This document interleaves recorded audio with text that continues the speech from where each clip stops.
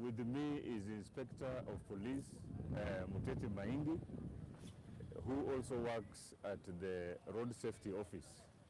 Today we are here at Isuzu, East Africa, in pursuant of a noble initiative to do road safety or to extend road safety awareness campaigns to our stakeholders. Here where we are, there is the main road, Mombasa Road, and Enterprise Road. We know, popularly know it as GM, which has got several of border operators. I can say that this is now an annual event, our second time to join the training. It started last year, or we first came last year, and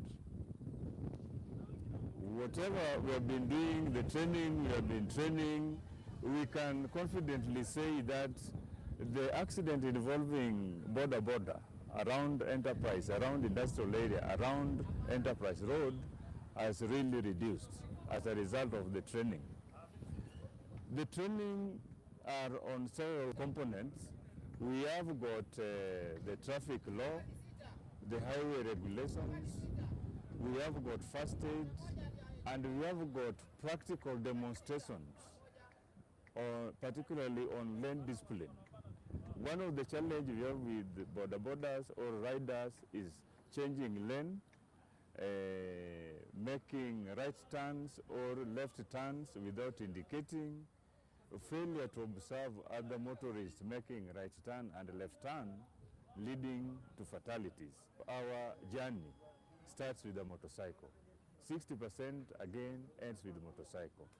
So it means therefore that they are part of our transport model in Kenya. And for us to operate safely, for us to succeed, even for the operators to succeed in the business they are doing, because it is source of employment and it has employed more than 1 million youths in Kenya, we need all of us to come in, both government, the private sector, corporates,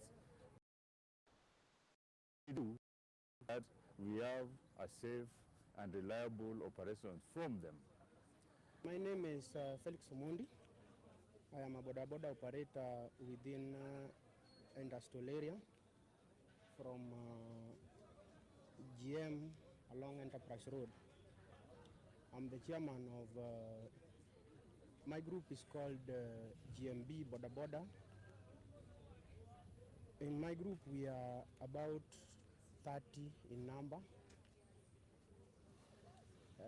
Actually, we have got a session within the locality of General Motors, that is Isuzu East Africa. We've been given good support by the Isuzu East Africa, mostly to the teachings that we do have on the border sector ridings. First and foremost, I will congratulate Isuzu East Africa for what they have been doing, because we've been attending these lessons for about twice since I started operating within Enterprise Road, that is GM. Actually, what I've learned much more in within the teaching, the lessons I mean, is I've learned on how to go through an accident, or in case of an emergency when it appears. I never had an idea before, but through the East Africa Isuzu, I've learned some good lessons as a chairman. Two, to my members, actually they have been congratulating the Isuzu East Africa for what they have been doing, and to the entire boda members.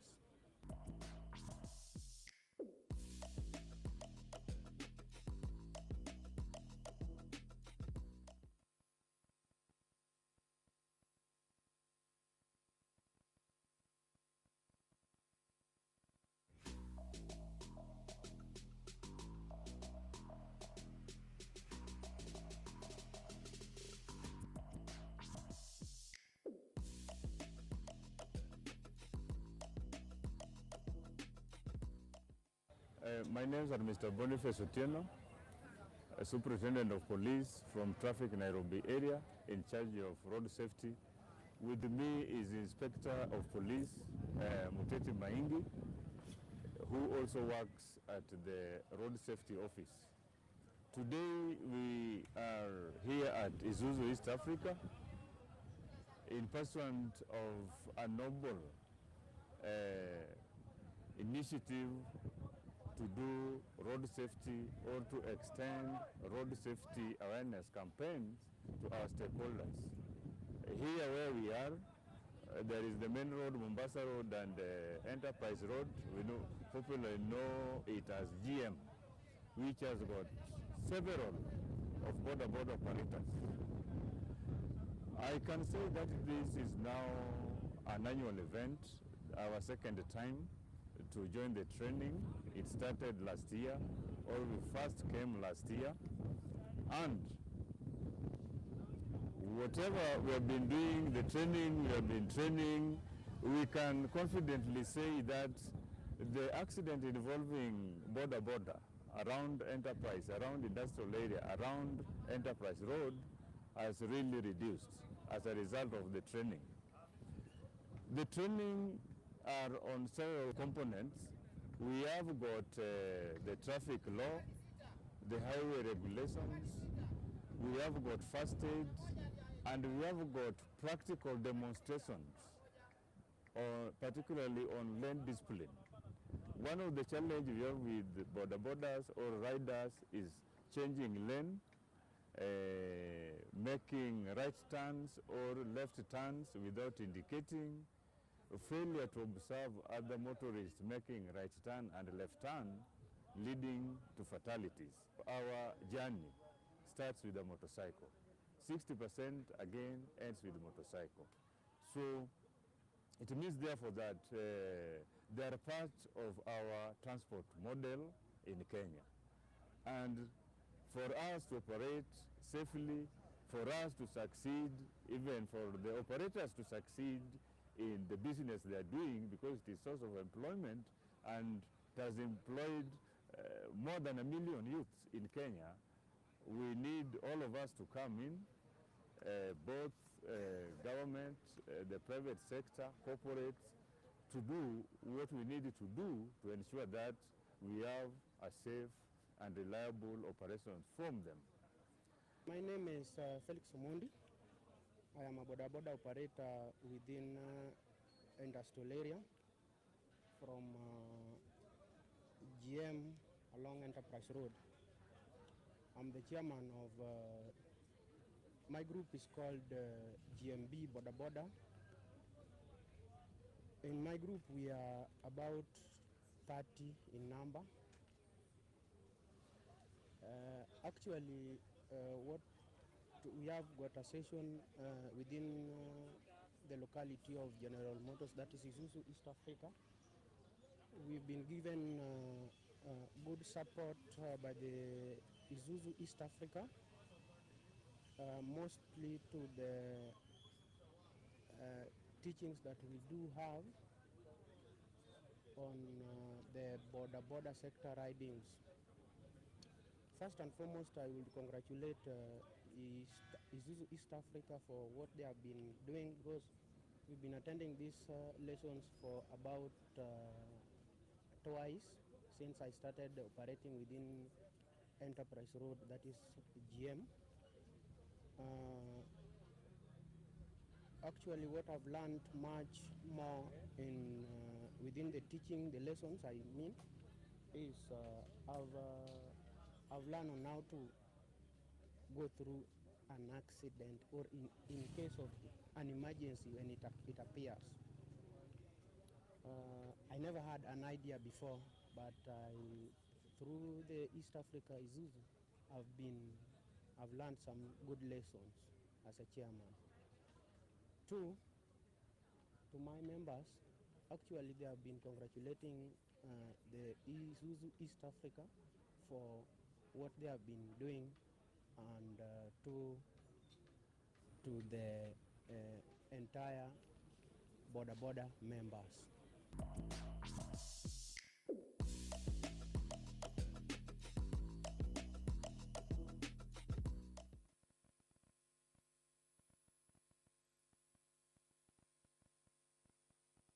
If everybody in this population can plant 1 tree, by tomorrow we shall be at 10%.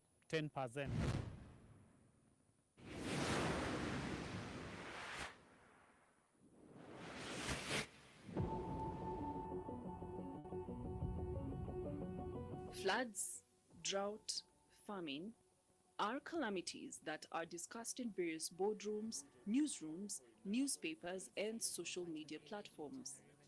These calamities result in serious challenges humanity is facing today. And as local farmers, we realized that there are challenges that we might be facing on long term, and the major being on our environment. As an organization, people and planet are at the center of our operations and activities. Isuzu East Africa will be buying the trees from Greenshine, and then together we will go and plant the trees either along the Madia River or inside the forest. This is our story.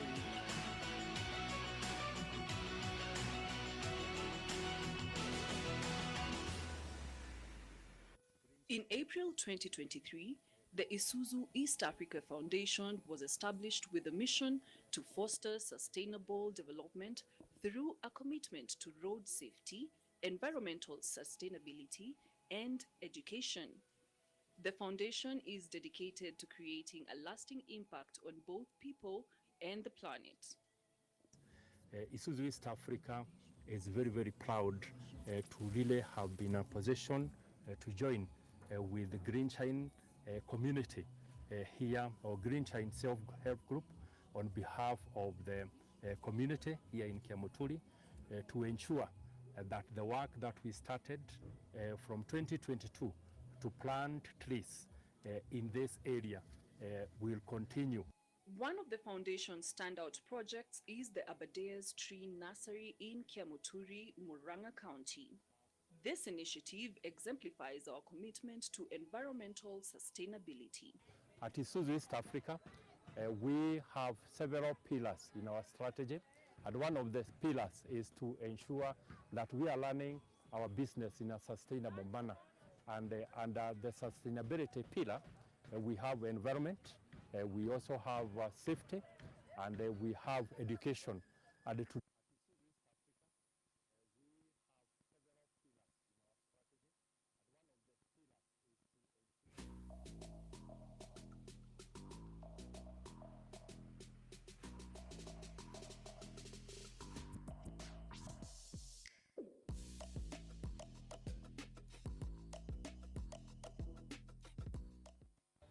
My name is Mr. Boniface Otieno, Superintendent of Police from Traffic Nairobi area, in charge of road safety. With me is Inspector of Police Muteti Maingi, who also works at the Road Safety Office. Today we are here at Isuzu East Africa in pursuant of a noble initiative to do road safety or to extend road safety awareness campaigns to our stakeholders. Here where we are, there is the main road, Mombasa Road, and Enterprise Road. We know, popularly know it as GM, which has got several of border operators. I can say that this is now an annual event, our second time to join the training. It started last year, or we first came last year, and whatever we have been doing, the training we have been training, we can confidently say that the accident involving border around Enterprise, around industrial area, around Enterprise Road has really reduced as a result of the training.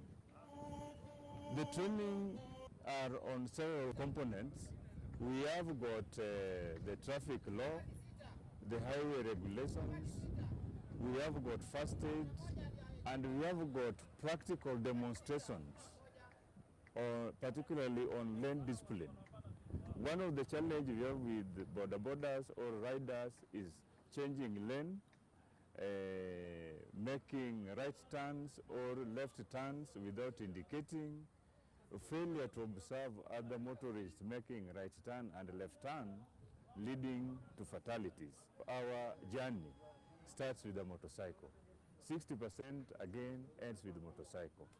So it means therefore that they are part of our transport model in Kenya. And for us to operate safely, for us to succeed, even for the operators to succeed in the business they are doing, because it is source of employment and it has employed more than 1 million youths in Kenya, we need all of us to come in, both government, the private sector, corporates, to do what we need to do to ensure that we have a safe and reliable operations from them. My name is Felix Omondi. I am a boda boda operator within industrial area from GM along Enterprise Road. I'm the chairman of, my group is called GMB Boda Boda. In my group we are about 30 in number. Actually, we have got a session within the locality of General Motors, that is Isuzu, East Africa. We've been given good support by the Isuzu East Africa, mostly to the teachings that we do have on the border sector ridings. First and foremost, I will congratulate Isuzu East Africa for what they have been doing, because we've been attending these lessons for about twice since I started operating within Enterprise Road, that is GM. Actually, what I've learned much more in within the teaching, the lessons I mean, is I've learned on how to go through an accident, or in case of an emergency when it appears. I never had an idea before, but through the East Africa Isuzu, I've learned some good lessons as a chairman. Two, to my members, actually they have been congratulating the Isuzu East Africa for what they have been doing, and to the entire Boda Boda members.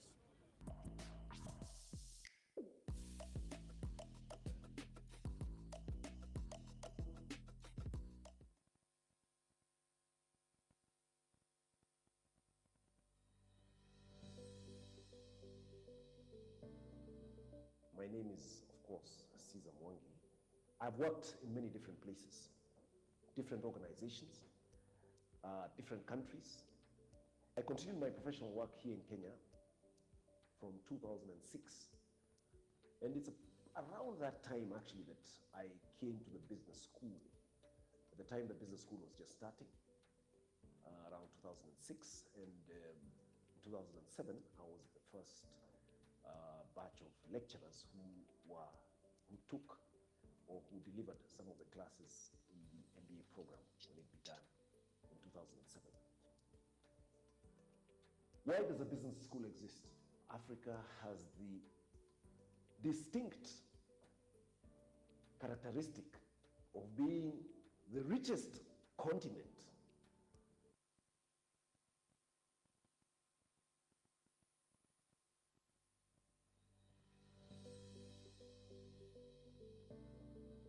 My name is, of course, Caesar Mwangi.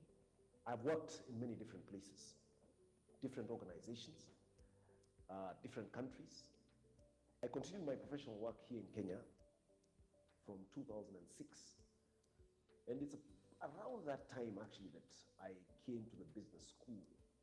At the time, the business school was just starting, around 2006. And in 2007, I was the first batch of lecturers who took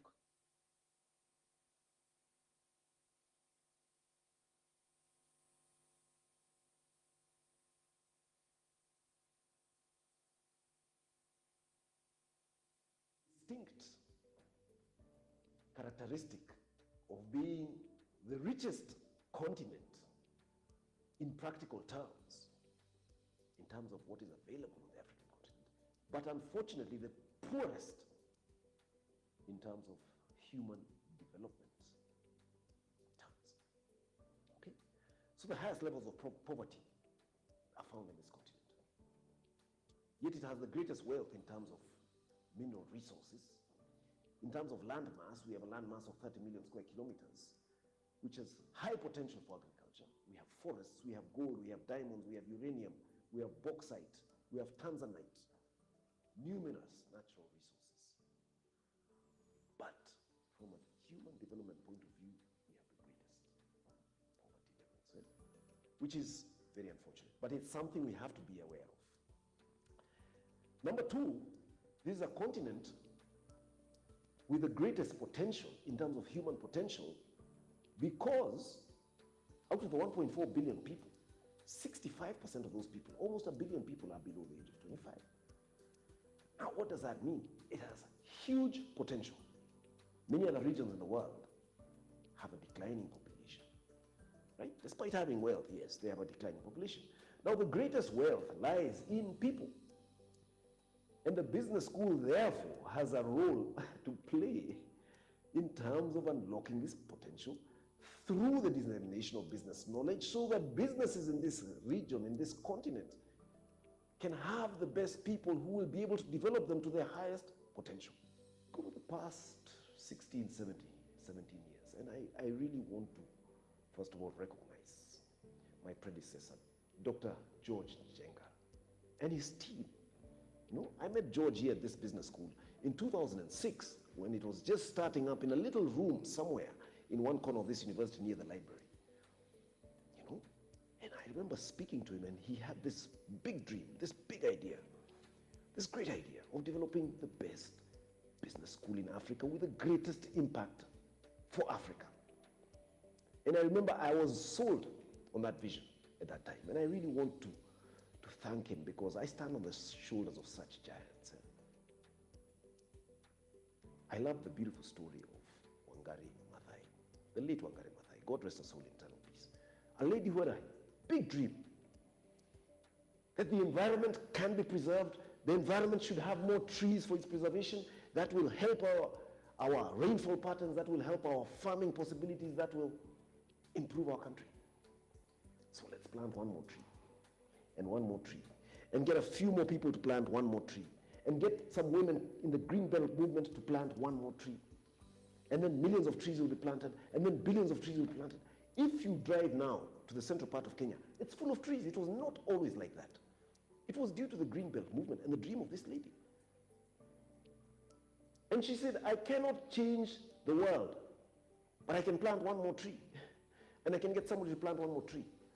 I like to call this the hummingbird approach. She told the story of the hummingbird. You know, the beautiful story of the hummingbird. That's what it's all about. There was a big forest, and a small fire started. And that small fire became bigger and bigger. And that's what we're facing in this continent. We have a big continent, and a small fire started. A fire of self-interest, a fire of corruption, a fire of exploitation, a fire of lack of respect for service and the ordinary people, a fire of mediocre work, a fire of doing things for self-interest instead of for the common good. These fires have been growing bigger and bigger and bigger. Who's going to stop them? Many people have said, we're a basket case. We can't solve the problems in Africa.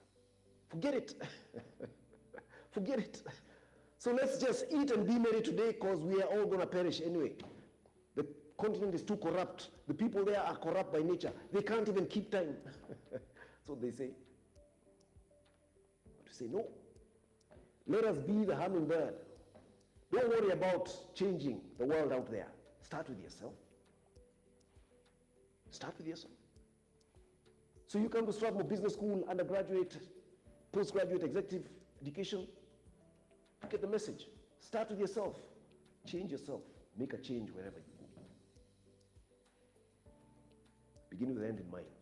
We have a vision to change this continent. But we've got to start somewhere. Now that we're starting the year 2023, I just want to say that let's all remember that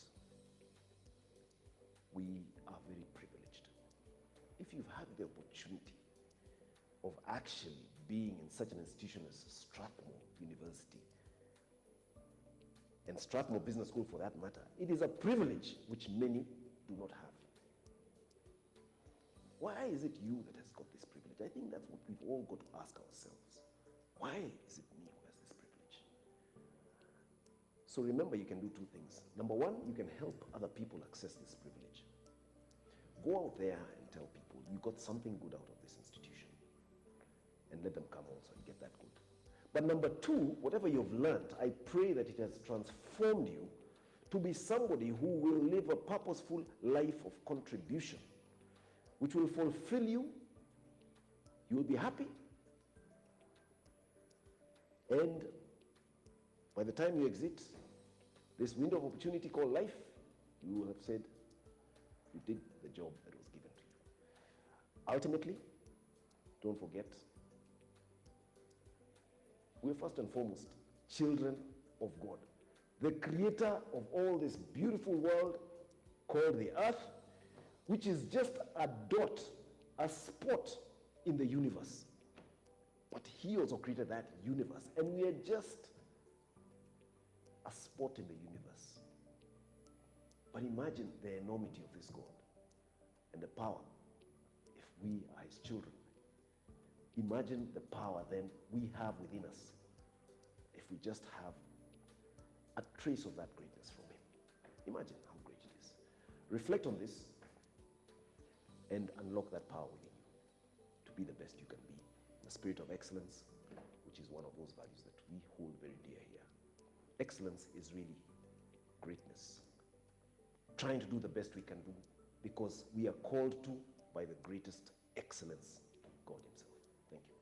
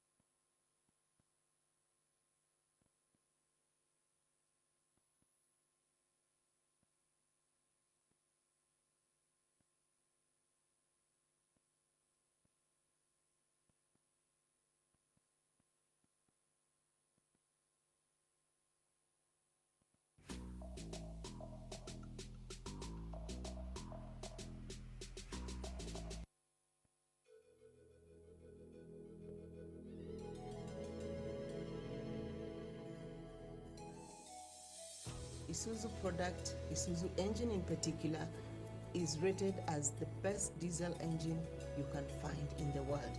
And this is because of our customers and us producing products that really resonates very well with them. I can trace my career way back in the year 1998. At this particular time, I was working for an oil company as an engineer when I decided to go private. And at that time then I went and I started my company. And I bought the first pickup. That was an Isuzu Tafa. That vehicle is still available, it is still there and going strong. Now when If everybody in this population can plant one tree, by tomorrow we shall be at 10%.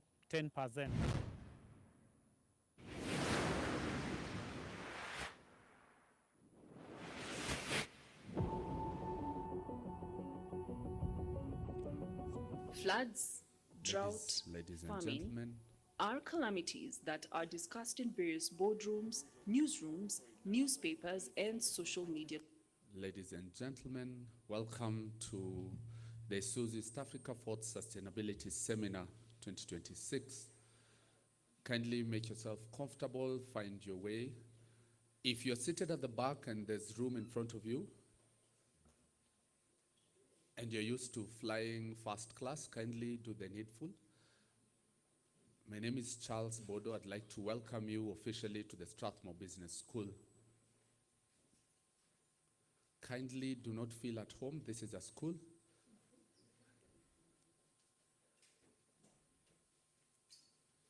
Welcome. I'm waiting for us to get settled down. I can see our guests are here.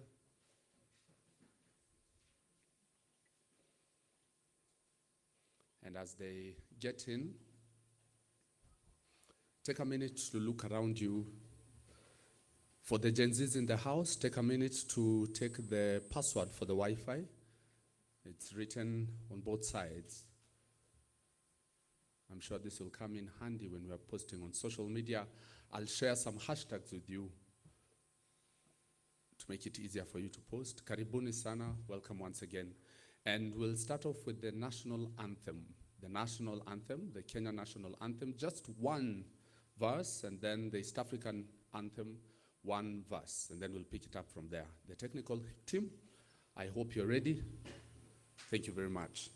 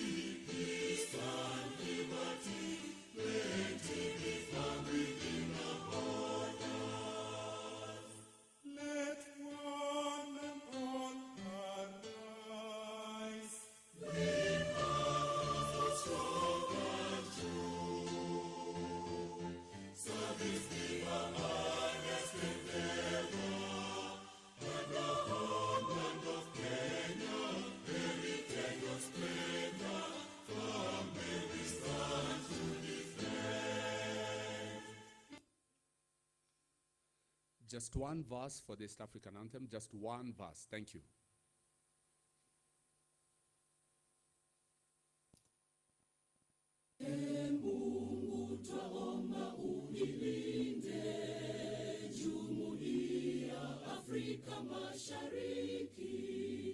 Tuwezeshe kuishi kwa amani, tutimize na malengo yetu. Jumuiya yetu sote tuilinde, tuajibike, tuimarike. Umoja wetu ni nguzo yetu, idumu jumuiya yetu. Thank you very much. You may have your seats.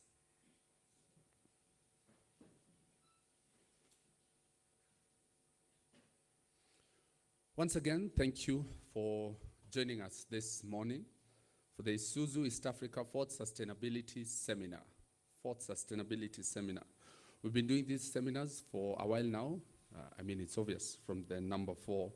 And there's a lot that has been covered so far.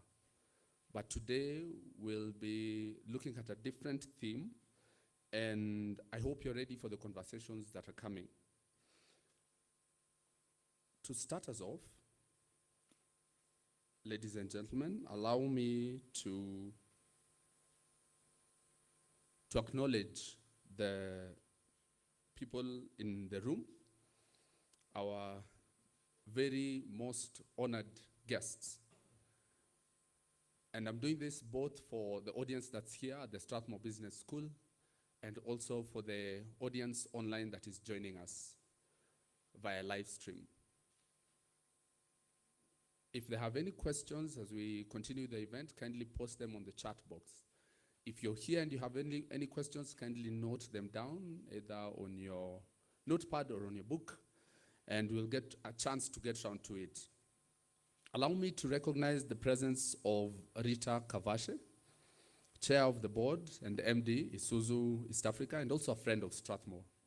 Asante sana. Allow me to recognize the presence of Dr. Fred Wasike, Director, Human Resources and Corporate Sustainability, Isuzu East Africa. I'd like also to recognize Evelyn Sero, Senior Manager, Sustainability, Safaricom. Engineer Opere Akomo, Deputy Director, Motor Vehicle Inspection, NTSA, who will be in very, very shortly, I'm informed, thank you. Dr. Duncan Kibogong, Deputy Director, Safety Strategies and County Coordination, NTSA, who will also be joining us shortly. Oscar Rosana, CEO, Metrotrans PSV Sacco. Asante sana. Kellen Kariuki, who I'm not seeing in the room, who will also be joining us shortly. That's the Associate Dean, Executive Education here at the Strathmore Business School. Professor Gilbert Kokwaro, Director, Institute of Healthcare Management here at the Strathmore Business School. Isuzu East Africa Shareholder Representative Frederick Moremi, MD Centum Capital, who will also be joining us. Dealer Principals from Isuzu East Africa. Dr. Michael Musioka, Manager, Sustainability, Monitoring and Evaluation, Isuzu East Africa. Our panel moderator, Dr. Edward Mungai, Sustainability Expert and Evangelist, Impact Africa. The other notable guests who may be joining us as the event continues will be Godfrey Kitum, Commissioner of Insurance Regulatory Authority, CHRP Kuresha Abdullahi, Executive Director, Institute of Human Resources Management, Rose Omamo, General Secretary, Amalgamated Union of Kenya Metal Workers, Engineer Margaret Ogai, CE Registrar and Chief Executive Officer, Engineers Board of Kenya, Engineer Shama Kitema, President Institution of Engineers of Kenya, Judy Njino, Executive Director, UN Global Compact, Jane Wangare, Director Sustainability, Bamburi Cement, Humphrey Mokaya, Director Security Management Institute, Kenya School of Government, Lieutenant Colonel Humphrey Sanders, Commandant, School of Transport, Kenya Defense Forces, Albert Karakacha, Chairman, Matatu Owners Association, Nelson Mwangi, Chairman, Super Metro PSV Sacco, Jamal Ibrahim Hassan, Chairman, Association of Matatu Operators, Rafael Lamuya, Chairman, Truckers Association of Kenya, Kennedy Karisa, Transporter, former Secretary General, Truckers Association of Kenya, Daniel Kilu, CEO, Sikika Road Safety, and Habe Amakobe, MD, Pioneer Road Safety Consultants Limited. A round of applause for all those who are in the room and those who will be joining us.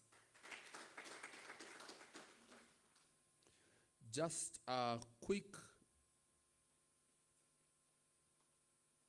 way of us to know where we are and for us to find ourselves around. Karibuni sana. Once the event starts, remember to put your phone on silent mode. I know there's a high chance you'll not switch it off, so put it on silent mode or on vibrate so that you don't interrupt any of the people here. Remember to respect the opinions of the people in the room. That does not mean you should not disagree.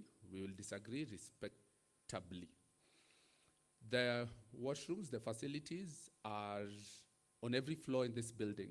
Here on the ground floor, the ladies are to my right. The ladies are to my right, that is your left, and the gents are to my left, that is your right. If I've confused you, the ladies are to your left, and the gents are to my right. Are we together? Okay, and then that switches as you go up. So on first floor, the gents are on your left, and the ladies are on your right. I hope we are together. I can see some confusion, but in case you have any questions, we have a team of volunteers and ushers who will be around to assist with any questions. In terms of fire exits, as you can see, they're clearly marked inside this room. You can exit from this door and this door. There are assembly points at the parking lot for those who came from this point, but there are assembly points all over the university, clearly marked. Now, I think I've covered everything. If there are any other questions, this is the point. No, there are no other questions. Thank you. We have, as I mentioned, the team online joining us via live stream. Remember to join in with your questions. And here are the hashtags that we will be using today for those who have decided to join us online. Hashtag driving sustainability.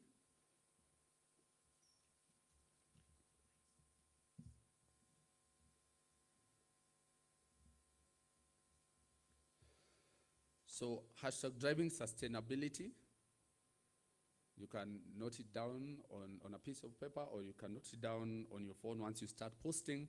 Hashtag Isuzu East Africa, safer roads at 50. So Isuzu EA, safer roads at 50. Those are the hashtags we will be using today. Remember to take a selfie with one person that you don't know so that you can also share it in your family WhatsApp group. I'd like to note the presence of Wada San, Deputy Director, Isuzu East Africa. Karibu sana.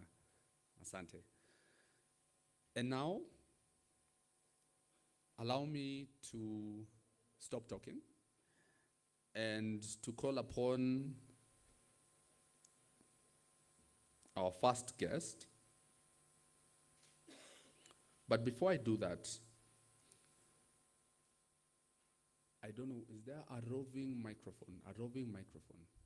A roving microphone, yes.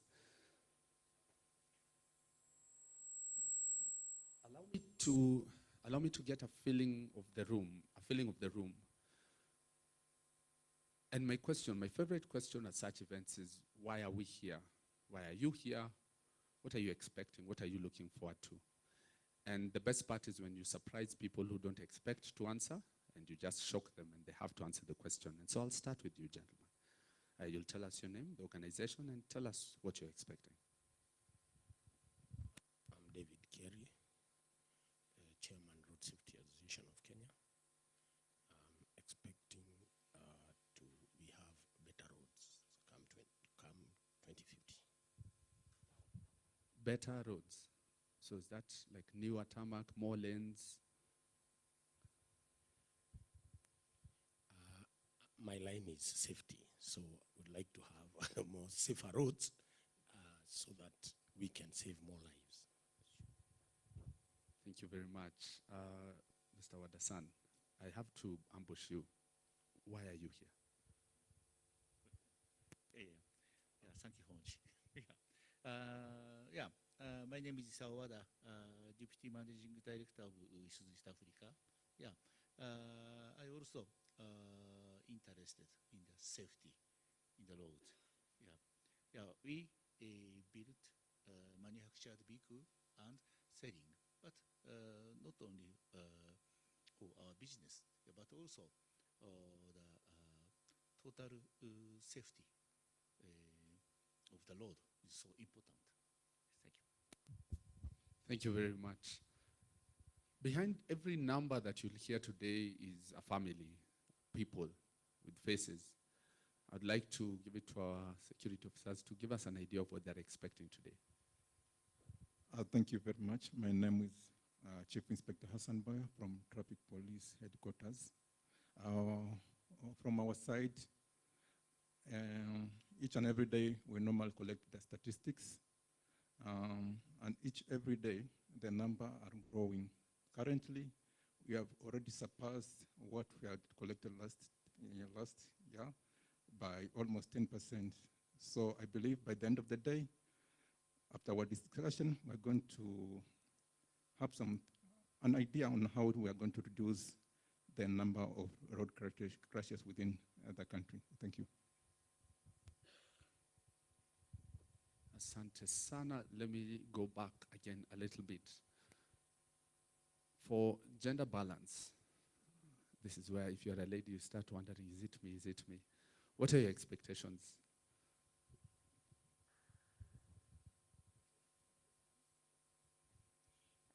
Good morning, everyone. My name is Tabitha from PLC.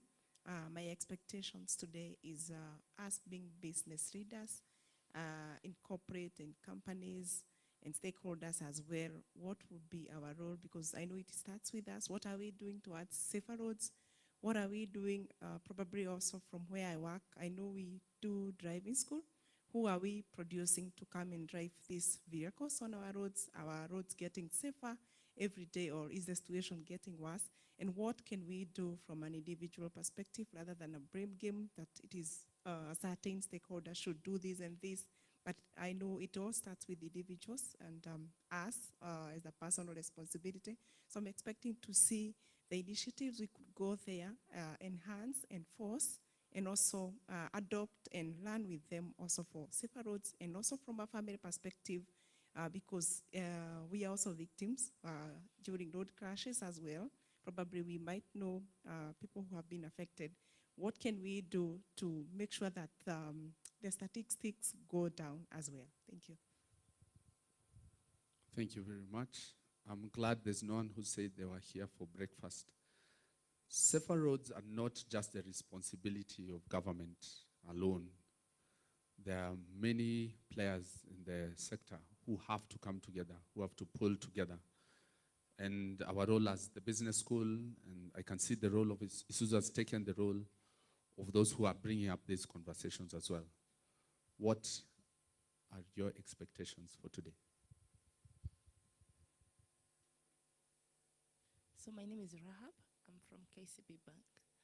So I'm here majorly for networking and to learn more about, from the conversation we'll have today, so that as a banker, I can see how I can incorporate most industries that are here into our banking, yes.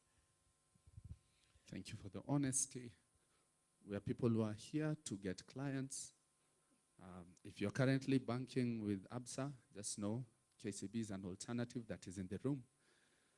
Yes, sir. What are your expectations for the day? Thank you very much, my brother. My name is Joshua Adeo. I'm in the health sector space, a public health professional, and I'm here also to see what advancements is there within the Isuzu family in terms of their products, in terms of we are transiting to modernization in terms of AI.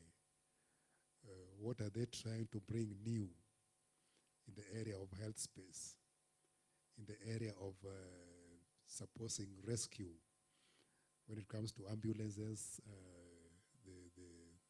the marine, wherever they can fit.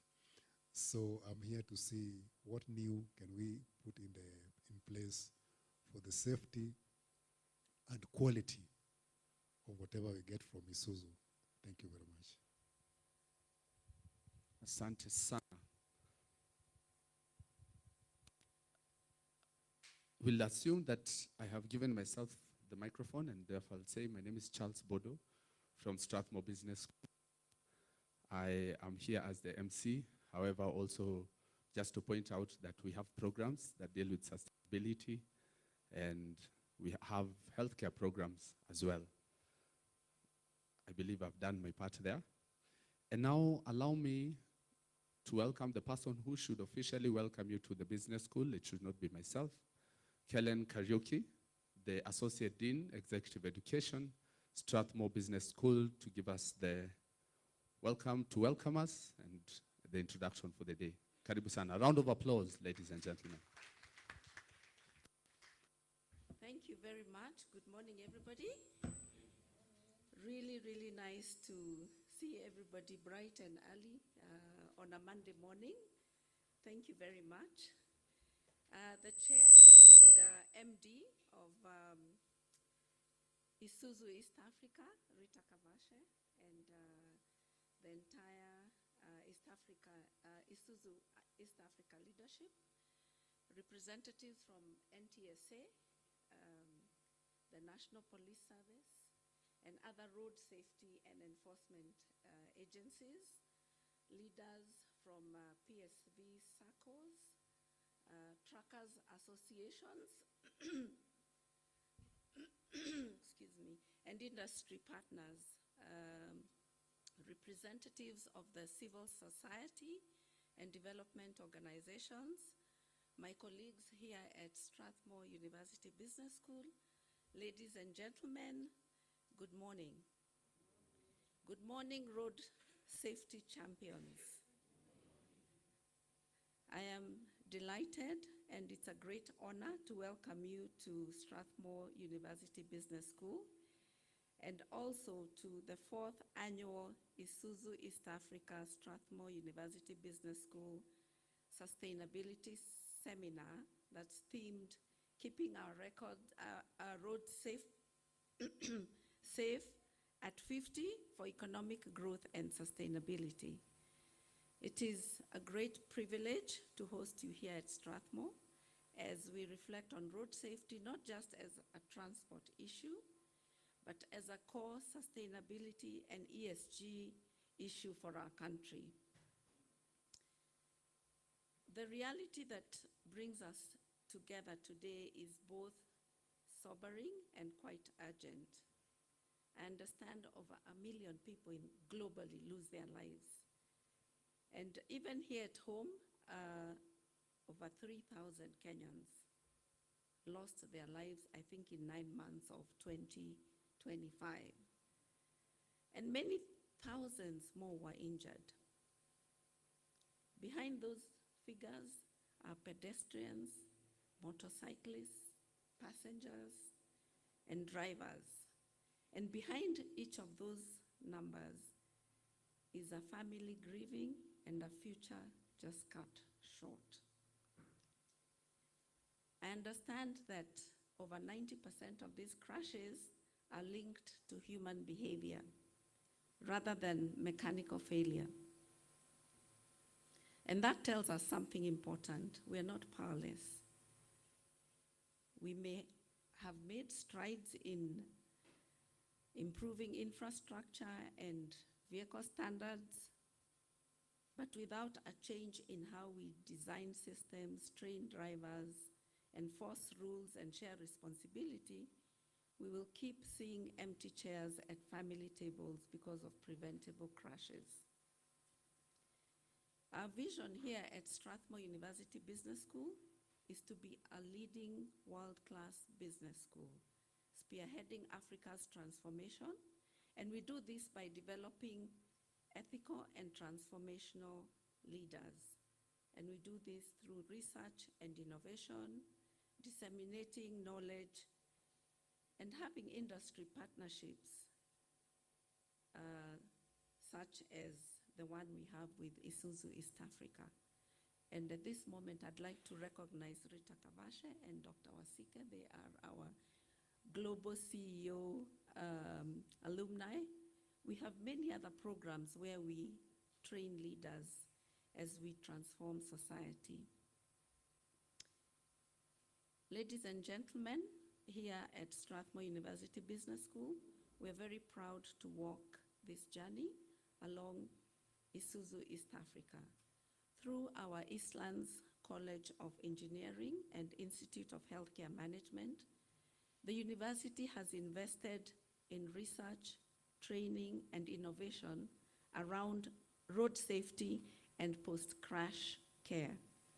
By bringing industry and academia together, we are not just fixing vehicles or writing reports, we are contributing to the broader mission of saving lives and supporting sustainable economic growth. This 4th edition of the Isuzu East Africa and Strathmore Business School Annual Sustainability Seminar is more than a conference. It is the flagship ESG event for Isuzu East Africa as it marks its 50th anniversary and the final stretch of the Drive 2025 medium-term plan.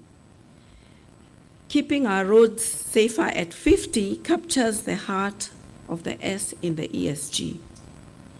Protecting our children, our communities, and our economy, safer roads mean fewer hospital beds filled, more productive hours gained, and a stronger foundation for long-term growth.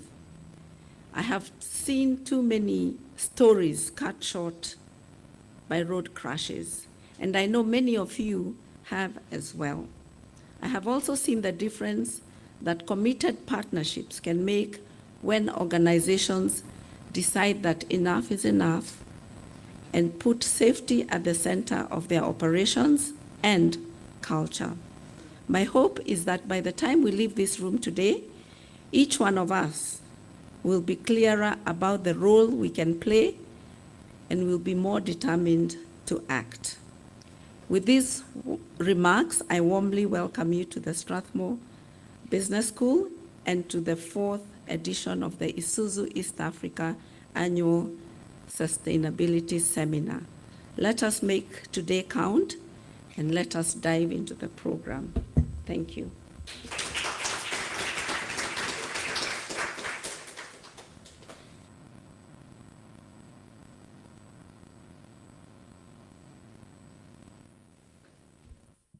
Thank you very much.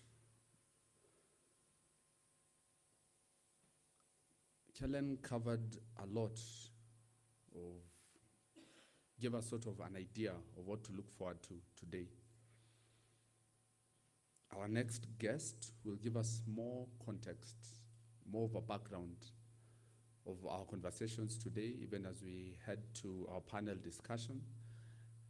And as Kellen pointed out, let these not just be conversations, but let there be clear commitments. And by the end of our panel discussion, I'm sure Dr. Mungai will give us some of the commitments that we'll leave the room with. And now allow me to call upon, again, as I said, for background and context, Dr. Michael Musyoka, who is the Manager, Sustainability Monitoring and Evaluation, Isuzu East Africa. He has 28 years experience at Isuzu, working at the engineering division, maintenance section, facilities management, environmental health and safety, finance division, logistics and procurement, leading to his current position.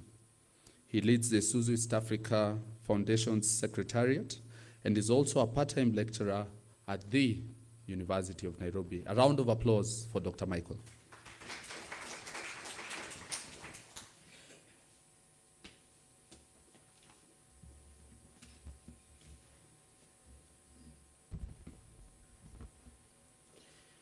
Good morning, distinguished guests, partners, colleagues, and members of Strathmore and Isuzu family. It is my great pleasure to welcome you to the 4th Annual Sustainability Seminar, jointly hosted by Isuzu East Africa in partnership with Strathmore Business School. Allow me to begin by thanking all of you for making time to join us this morning, both here at the Strathmore Business School Transcendenary Auditorium and those who are joining us virtually. This reflects a shared commitment to advancing sustainable solutions for Kenya's transport and the mobility ecosystem. Today's seminar is particularly special. As many of you know, Isuzu East Africa is commemorating 50 years of operations in Kenya. 5 decades of supporting economic growth by providing reliable transport solutions, empowering businesses, and connecting communities across our nation. This milestone provides an opportunity not only to celebrate the journey, but also to reflect on the responsibility that comes with the leadership in the automotive sector.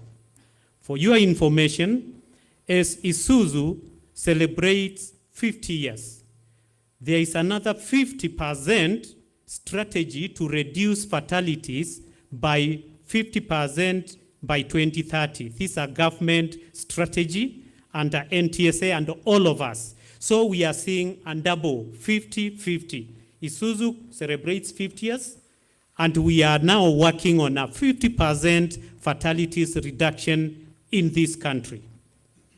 Over the past years, 3 years to be specific, Isuzu East Africa has hosted sustainability seminars that have brought together industry leaders, policymakers, academia, and the business stakeholders to discuss critical environmental, social, and governance issues affecting our sector. This year, by partnering with Strathmore Business School, we seek to elevate the depth of this conversation and strengthen collaboration between industry and academia. Our theme today, keeping our roads safer at 50 for economic growth and sustainability, speaks directly to one of the most pressing challenges facing our nation today. Road safety is not only a public safety issue, it's also an economic and sustainability issue. Safe road means productive citizens, efficient logistics, and a stronger economic growth. A report from the African Status on Road Safety 2025 highlights a critical public health crisis, revealing that Africa suffers 24% of global road fatalities, despite possessing just a little percentage of the motor vehicles on the roads. This is giving us food for thought, what is happening around us. The report identifies pedestrians, cyclists, and the motorists as the most vulnerable groups, accounting for over half of the continent's traffic-related deaths. The Kenyan data is following the same trajectory. In 2025 alone, over 5,000 lives were lost on Kenyan roads, meaning we are really grappling with staggering economic and humanitarian burden. The Ministry of Health reveals that road traffic accidents now cost the country approximately 58.5 billion annually. These findings underscore the urgent need to continued efforts to improve road safety in Kenya, with a focus on reducing fatalities and injuries through comprehensive interventions and public awareness campaigns, with key measures geared towards use of technology, including automated speed checks, stricter vehicle roadworthiness measures, and infrastructure upgrades. In this regard, policymakers, manufacturers, regulators, health officials, academia, pedestrians, the media, and the motorists, among others, have a vital role to play in improving our road safety. My dear members and fellow colleagues, achieving this requires a multi-sector approach. Manufacturers must continue improving vehicle safety and reliability. Institutions such as National Transport and Safety Authority must strengthen regulation and enforcement. Technology leaders like Safaricom should help unlock digital innovations and improve transport management, as the academia should delve deeper into theories and practices in the areas of 1, foundations of mindset transformation towards road safety, as a transformative and a constructive mindset is the seed for reforms. 2, life-altering mindset that will enable all stakeholders to see reforms as possible. 3, stewardship kind of mindset which will help stakeholders in embracing custodianship of the road safety message and behavior. And finally, just to mention but a few, Ubuntu and the connection, which stands for I am because we are. This kind of mindset will thrive. It shows that we thrive in a community, not in isolation. These theories and the practices will help address the impact of burnout, absenteeism, presenteeism, and emotional exhaustion, which reduce drivers, pedestrians, and the regulators' concentration on the subject matter. Meanwhile, the PSV and the logistics sector represented here today play a critical role in translating these efforts into daily practice on our roads. Through today's panel discussion and engagement, we hope to generate practical insights on how industry, government, academia, and society can work together to co-create safer, smarter, and more sustainable mobility systems. Most importantly, we hope this seminar will inspire action that will contribute to safer vehicles, better trained drivers, stronger partnerships, and ultimately safer roads for all Kenyans. Once again, I thank all our partners, our panelists, and the participants both in-house and joining us virtually for being part of this important conversation. I look forward to a rich and insightful discussions. Thank you very much.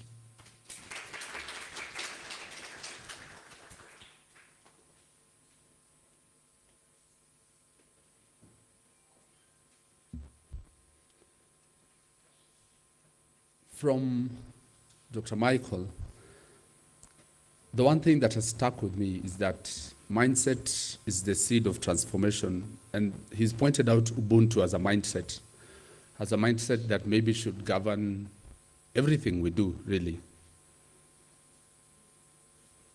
It reduces the selfishness sometimes we witness in boardrooms and especially on the roads. To speak more about the roads that I've mentioned, I'd like to welcome the next guest to speak on the overview of the National Road Safety Action Plan 2024 to 2028 and how the implementation is coming along. Our next guest has extensive expertise in traffic crash statistics, driver training, and public awareness. He leads campaigns such as Dere Smart and Drive to Zero to foster a culture of shared responsibility and reduced road. He plays a pivotal role in decentralizing road safety management by coordinating county transport and safety committees and overseeing major initiatives such as the EU-funded Usalama Barabarani program. He is the Deputy Director, Safety Strategies and County Coordination, National Transport and Safety Authority, NTSA, and he spearheads the development and implementation of policies and strategic programs. Ladies and gentlemen, Dr. Duncan Kibogong.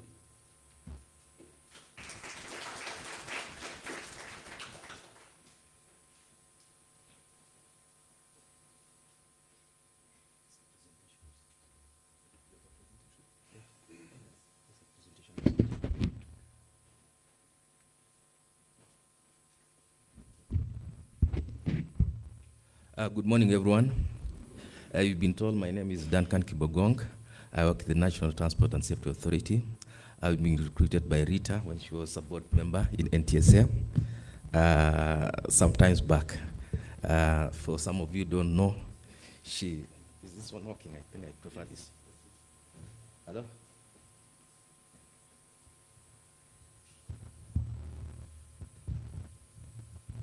For some of you who do not know, that Rita was the founder director of NTSA way back in 2014-15 and was with us for I think 3, maybe more years, and I happened to join around the same time. So it's always a pleasure to be with the Isuzu family, of course with my good friend here Duncan, and many of you have been here before, presented something related to the same of what you're going to present. I had a presentation, I don't know, it's coming, huh? All right. So I'm supposed to be talking about the National Road Safety Action Plan. I'll be trying to be as brief as possible around this subject matter, since most of us are aware about it. Next slide. Yes, so the national, is there something I can run this with? Some point or something? So someone is running on my behalf. I thought I was going to do it myself, but that's fine. So yes, as you said, I work with the National Transport and Safety Authority. I'll be presenting to you just briefly on the National Road Safety Action Plan, which was launched about a year, maybe 2 years back by the President of the Republic of Kenya, His Excellency the President William Ruto. Now, these are basically statistics, and I'll try to bring this matter, and I know Madam mentioned about the figures. We are talking about some figures which I think most of us are aware about. And this is the number of road traffic crashes in the last probably 2024 and 2023. One of the most important, which you notice, is that if these are fatalities, these are unfortunate fatalities. And as you may see from the screens in front of yourselves, then motorcycles and pedestrians are the ones who get killed more. If you add up those particular numbers, 2024, you're talking about 25% are motorcyclists and pedestrians, another 38%. And if you add what we call a pillion passenger, then you're seeing they're around 9%. So that contributes to around 70% of road traffic crashes in the Republic of Kenya are because of those particular. Very important, because when you talk about the action plan, as you move forward, then let the statistics speak to what actions needs to be done. And I'm sure it's going to come up at some point during the discussion. Next. This problem is across board, across the country. It is not just a problem for Nairobi, but if you may see, it basically transcends all the counties. More counties, some other counties have more numbers than others. As you may see, some counties like Nairobi, Kiambu, amongst others, have been known to have more crashes than others. There are reasons which I think I'll explain to you later. Why I'm bringing these figures, as we work towards the action plan, it's important that it's not just based on our imagination, but based on evidence. Next. Those are the times of the day. If you check during the times of the day, most fatalities do happen around this particular time, say around 4 or 5 in the evening, all the way to around 10 p.m. At night. So basically, if you check, and we've done it for the last so many years, the pattern remains more or less the same. In particular, is that time, and I think the question you should be asking yourself is, why is it happening that way? I'll not try to answer that particular question, but that should inform the policies moving forward, and indeed the actions. And I think that's a point of discussion probably at some point, because as I said again, we don't want just to have these numbers. So in excess of 50% of fatal crashes happen in less than maybe about 4 or 5 hours, from 4 p.m., maybe 5, all the way to around 10 p.m. Maybe the academicians here in the near future should probably tell us why that is happening. And I think it's important that we're having this discussion with people who are in the academia. Very interesting indeed. Yes, next. And that one, of course, is the time of the week. If you check Saturday, Sunday, and Monday, basically Friday, Saturday, and Monday. Friday, most of the Saturday, Friday, Saturday, and Sunday is where most of the crashes happen. And again, there are reasons. And Madam here from Strathmore did mention, Madam Kellen, you mentioned that there are behavioral factors which touches around that particular time. And what are these behavioral factors which come close to Friday, Saturday, and Sunday? Very interesting discussion. Next. And as you talk about the male gender, they're the ones who get, in terms of the distribution by gender, you'll find that most of the fatalities in excess of 80%. All across, for the last 10 years, maybe even more, 80% of fatal crashes are the male gender. Again, why? And that is what should inform the next step, so that you don't shoot in the dark. Next. That is distribution as per age groups, or you may call it age group. So if you check, for example, most of the fatal injuries occur between ages of, say, 24 all the way, you may even put it all the way to 45 or so. And there are, again, why is that happening? And this is quite important. In fact, there's a whole bar here of the year 2024 where this particular age group of between, that started to 34, we have in excess of about 800 fatalities of that particular group, age group. There are some behavioral factors related to the same, and I think that's something which would be interesting. Maybe at some point we'll form a discussion. Next. These are vehicles. Next, I'll not, as I said, I wish I could get so that I ran the very important slides. Next. Now, this is very important because when we were developing the action plan, and all of you, most of us got involved in it, is where is this problem? Now, we have a corridor from Mombasa called Northern Corridor. It traverses Kenya all the way to the border of Kenya to Uganda and beyond. So if you check this bar, these are 12 fatalities. it can be as low as 0 fatalities per kilometer per year. But if you check in some of the roads in Nairobi, and I'll be showing you some of them, you'll realize that there are some roads which per kilometer per year, they're in excess of 12 fatalities. So a whole stretch of a kilometer, and I'll be showing you some of those roads in a short while, so that as you come up with our action plan, which we came up with, it is informed by data, not just for the sake of it. And I think that will come out very critical as we move along. Next. And this is very interesting, that if you check in the year 2022, we collected data for about 2 years prior as we were coming up with the action plan.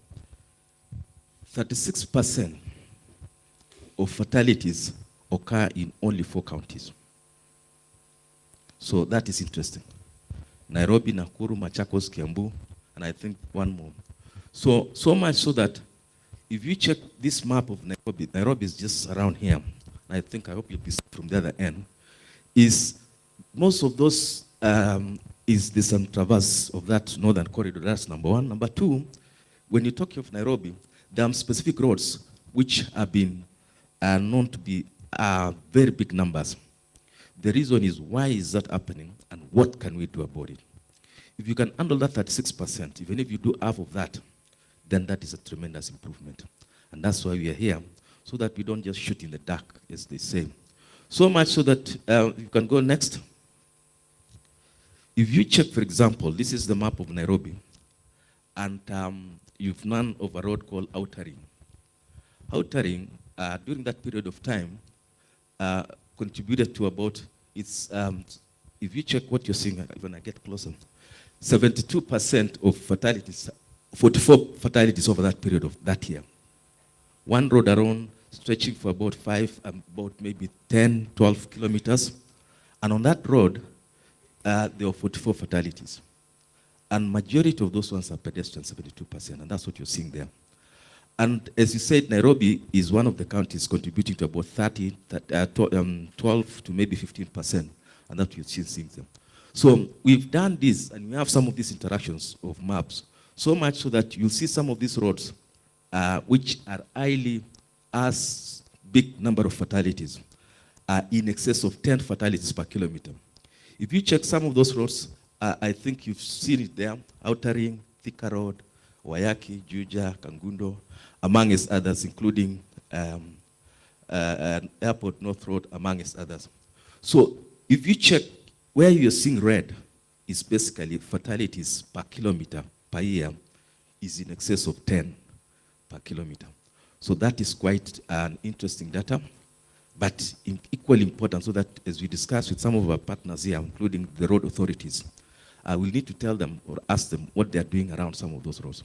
Because when you talk about an action plan, it's not just based on an imagination, not based on a document done in New York and distributed across, but let it be done from where we sit.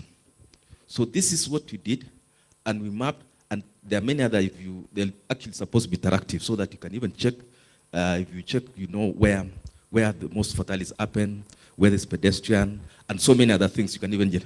So that is what I thought it was important to mention, because that action plan actually has all this data therein, and we want to ensure that those red areas over time should actually turn out to be blue, and possibly even work towards having 0 fatalities per kilometer per year on some of these roads. Next. And these are some of the, actually those are some of the ones I'm talking about. So this is the Outer Ring I told you about. There's the Northern Pipers, some Wayaki Way there. And basically some of those roads we talked about. And we are saying, in Nairobi, where we are currently, about 5 roads contribute to about 40% of fatalities. So, and those are the roads I've mentioned about over the period, and I think these statistics. So it's important that as we walk around the action plan, some of these things come into play, and I'll be mentioning briefly about the action plan, because that's what I was asked to talk about, but I thought it was important to show this. In any case, if you check the action plan, which you can even share a soft copy of the same, it has all that. Next. Again, that is the same thing we talked about. 37% of fatalities are in 5 counties we talked earlier, and it goes on as we talked about. Next. Next, I think that is too detailed for. So these are some of the, this is actually just like the slide we did before. Nairobi, Kiambu, Nakuru, Murang'a, and other counties have been known to have high number of fatalities, and I think that's the distribution. And as you said before, we have all those counties. It's a problem which is national-wide, but nevertheless, there are other counties which are doing worse off than others. The point being, we need to be strategic when we're coming up with the action plan. And this is why we said we need to be specific, data-driven, evidence-based, and this is exactly what you've done. Next. So, and this would be very interesting for you to know, that in the country, we have 10 segments. 10 road segments contribute to 11% of fatalities, and 50 segments contribute to 23% of fatalities, another 300. And a segment in that case is, for the purposes of this, so that we know what a segment is a stretch of about 0.5 kilometers. So to speak, 310 segments of 0.5, that translates to about 150 kilometers of the country, contributes to 50% of fatalities. So we have the data. What next? We now need to walk around the action plan. Next. Next. Next. I think you're going back if I'm not wrong. Next, so I'll not mention about that. Next. So now that's what we came up with, the National Road Safety Action Plan. And this is the document which I think is available. And next. And that was during the launch of the action plan. And the president spoke about it and gave us, every one of us, that we need to work towards reduction of 50%. Next. So what are these areas you're talking about? I'll be very brief on this. I know this, I have a number of slides, but I'll talk basically about this. Possibly this is, the first one is what you call, we have what you call 8 national priorities when it comes to the action plan. Right from priority number 1 is coordinating of partnerships with all the stakeholders. We need to have enough resources to support road safety finance funding, risk targeting, exactly what we talked about, that you cannot be everywhere, but you need to go where the bigger the problem is so that you achieve the results. And then, of course, the infrastructure aspect, the vehicle aspect, which I'm sure is going to come big time because of the fact that Isuzu does a lot of, do number of vehicles, education and enforcement, post-crash services, and database. Next. So next, this is about partnership. I've just talked about that. But the whole idea is that we need to have, these are the key actions around this the same.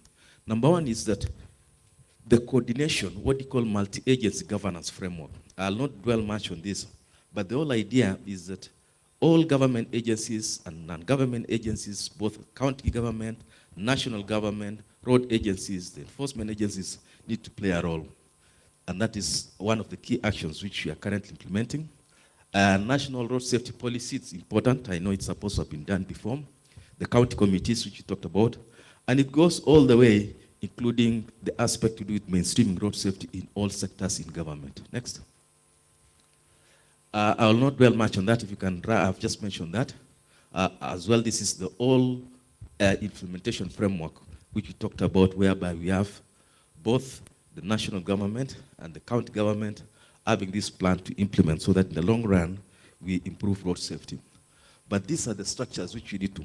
The whole idea here is that just like in the HIV wall, we need to take road safety to the highest level of government. And the thinking was, and this is even what the president mentioned that time, is to have it at the highest level possible at cabinet, possibly when such structures exist. And also within the structures of county government, the COG, among as many others. So this is the whole thing. As I said, we'll be sharing a soft copy. I think my time is not a lot, but that is the whole idea. Road safety cannot and will never be achieved if we all go separate ways. Until we sit the way we are sitting here and agree on the way forward, and each one of us to follow on their actions, and we are held accountable to what you're doing, then that's when you're going to achieve results. Failure to do that, we'll be doing back and forth, and will not be achieving results. Next. I've talked about the county. Then, of course, the whole thing around regional cooperation, working with our partners within the region. We know vehicles traverse our country from different countries.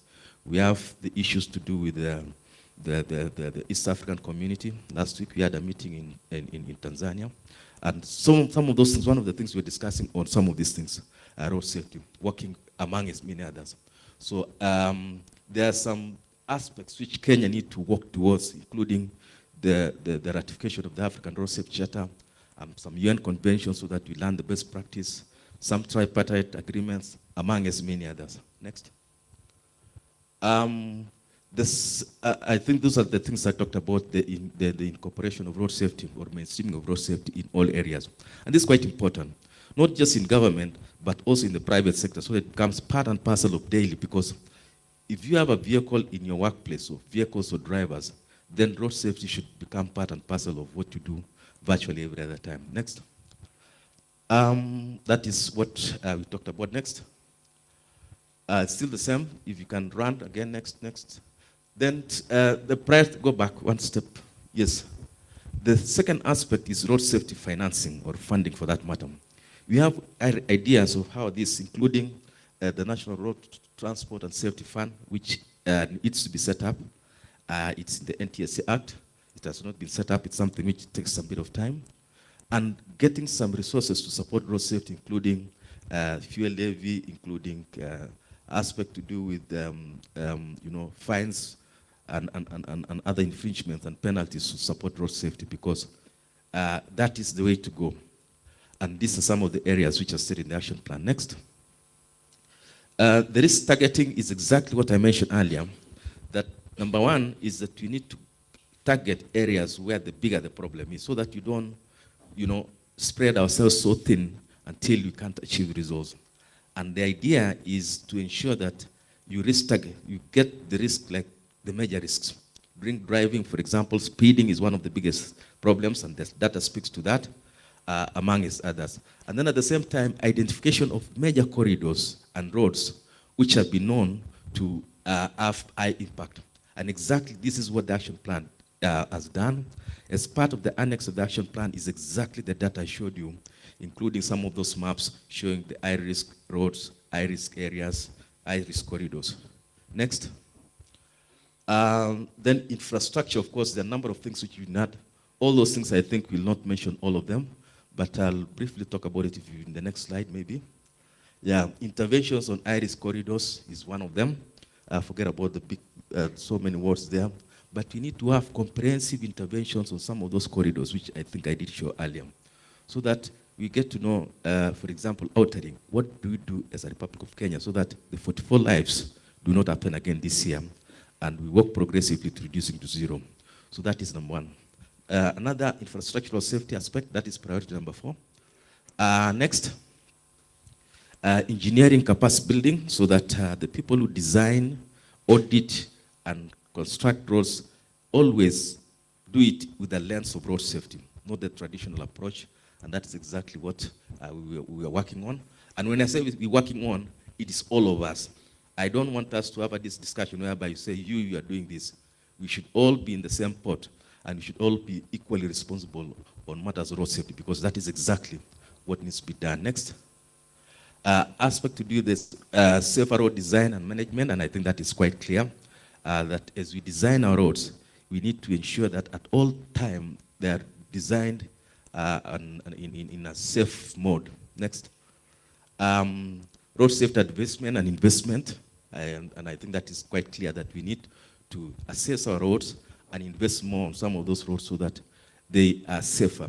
And some of the investments, talking about like the Nithi Bridge, which has been notorious for a very long time, and I think government is working currently towards improving the same, among others, and that's the investment we're talking about. Next. Road safety audit, I think I talked about that. I think I've talked about that as SADA's location identification and improvement, among others, included roadside stations. So that roadside station is whereby if people travel along some of these corridors, you should be having a place where you can rest, because another risk factor is fatigue.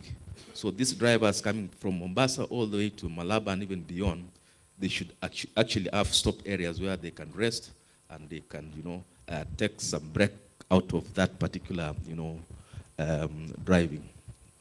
Next, among as many others. So that's priority number 5. Priority number 6, if you can go that, 5.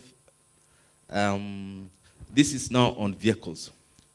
That at only one point, we need to have our vehicles in a safer mode, whereby, and I think Engineer Pera, my colleague here, this is his field, vehicles, we need to have better standards or good standards, safe standards for different, there are different types of standards. But not just to have the standards, but we need to comply with it so that every vehicle is complying to relevant standards in the country. And if the others which need to come, then let them come so that we incorporate, so that vehicles become safe. And I'm sure there'll be a big discussion around that at some point. Next. And these are some of the standards we're talking about, which needs to be implemented, among others. We need to have periodic motor vehicle inspection. We are currently working towards outsourcing this, MVI, motor vehicle inspection, so that all vehicles in the country, because as you reckon, we don't have enough capacity to inspect all the vehicles. But government, and I think you had the directive of the president working towards outsourcing all the motor vehicle inspection for purposes of all the vehicles being inspected in the Republic of Kenya. And I'm sure my colleague will talk about that at some point. Next, priority number 6, I will not go into the details, but this touches the aspect to do with enforcement and education. Issues to do with speed in terms of enforcement, issues to do with automatic speed enforcement and demonstration. And this is what you saw. Currently, there's a PPP project which we've been directed by the president to see to that should be implemented, and it touches on matters to do with speed, of course. Motorcycle, I showed you the data around motorcycles. Those are some of the things. Enforcement capacity building of the police and other enforcement agencies, so that, and it's not just capacity building in terms of training, but together with equipment, with the technology, and with all what it goes with. And I think that is quite important. Automated enforcement, I think I mentioned that comes out all the way, including campaigns, so that we make sure that all our campaigns are targeted on the right audience. And I think the data showed you who they are. Next slide. Some of the key actions, of course, we talked about campaigns, we talked about highway code, issues to do with the enforcement of driving licenses, medical assessment of drivers and instructors, periodic training, testing of riders, so that it becomes and all it goes, including matters to do with curriculum in schools. We have worked with Kenya Institute of Curriculum, KICD. We have incorporated road safety into the curriculum from grade 1 to grade 9, and is what we call a cross-cutting subject or area. And it's important that some of those things now, so that the younger ones, our future generations, become better drivers than ourselves. As they say, every parent always wants their children to be better than themselves.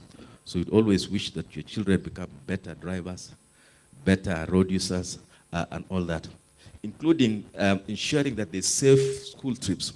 Currently, there's the minister just gazetted not so long ago the issue to do school transport rules. And I'm sure Madam Rita Kavasha, all the buses now, would want them to have some certain standards as it relates to school children. And I think those, I think they were gazetted about maybe 2-3 weeks ago, and we are beginning to implement the same, so that our children, when they are using whichever modes to school, they're in a safer mode, ensuring that they have an attendant, and so many other things, including insurance, and all what it goes, so that our kids become safe when they're on going to school or around schools as such. And these are some of the key actions. Next. Right, on priority number 7 is on post-crash care. And this is in the decade of action, this is usually the 5th pillar. But nevertheless, we need to work towards improving. All what you've seen before are trying as much as possible to reduce a crash. But if that doesn't happen, then we need to. So, and the last one, as I finalize, next, if you can go the next. And these are some of the things you're talking about. We have SHA, and SHA, of course, currently works as what you call an emergency, package. And I think that is a step forward so that it supports some of these matters touching on post-crash services. Next, as I finalize the last one, next, is on road safety data. And those are some of the actions you need to work around. Some are ongoing, including the national database for road safety, performance indicators, all the way including M&E framework and periodic enforcement. And I think that brings me to the end of this particular presentation. Let's see what is there. Next. So that is it. Those are just the same description of the same, but otherwise that brings me to the end of the discussion. 8 priority areas to be implemented in the next 4 years. The target is reducing 50% of fatalities by the year 2028. We are not there yet. We need all of you to play your role, and we need all of us to come together so that we drive this matter of road safety together. Thank you so much, and looking forward to active participation as we move forward. Asante sana. Thank you.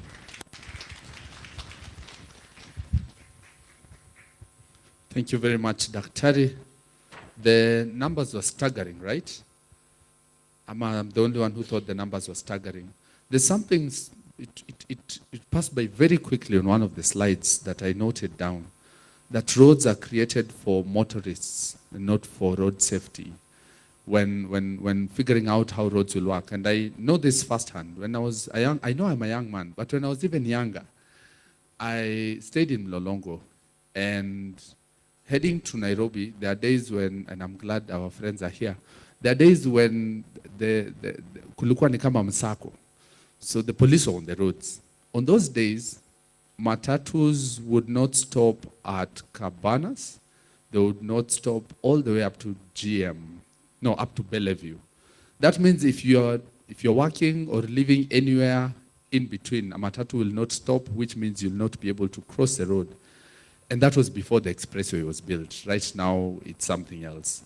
And the best part about this is that there are more qualified people to have this conversation who are about to join us. But before they do, I'd like to remind you that we have an online audience listening in via live stream.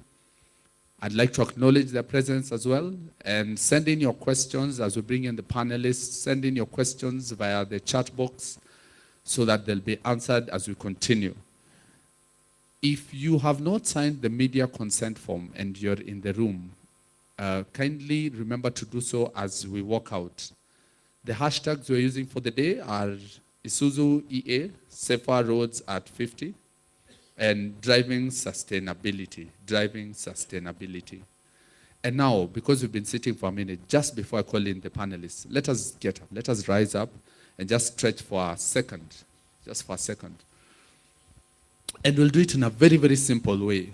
I'll say a number. If it's an odd number, you stay standing. If it's an even number, you sit. Odd number, you stay standing. Even number, you sit. 1, 3, 5. You see, I tricked you.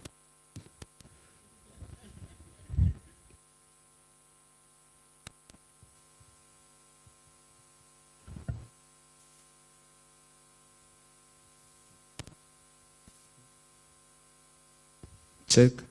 I see the technical team is on your side. 2, 21,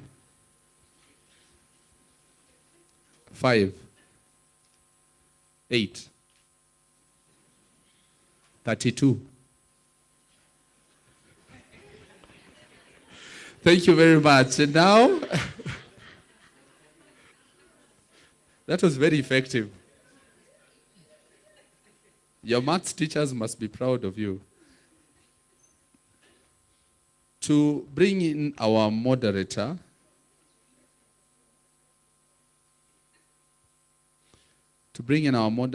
who will then go ahead to introduce the panelists of the day. My job will be simply to call our moderator, and then he'll proceed to call in the panel. Our moderator today has a doctorate in sustainability and a background as the former CEO of the Kenya Climate Innovation Center. He is an Eisenhower Fellow dedicated to doing well by doing good. Doing well by doing good, helping organizations integrate impactful environmental and governance into their core business models to drive long-term resilience and growth.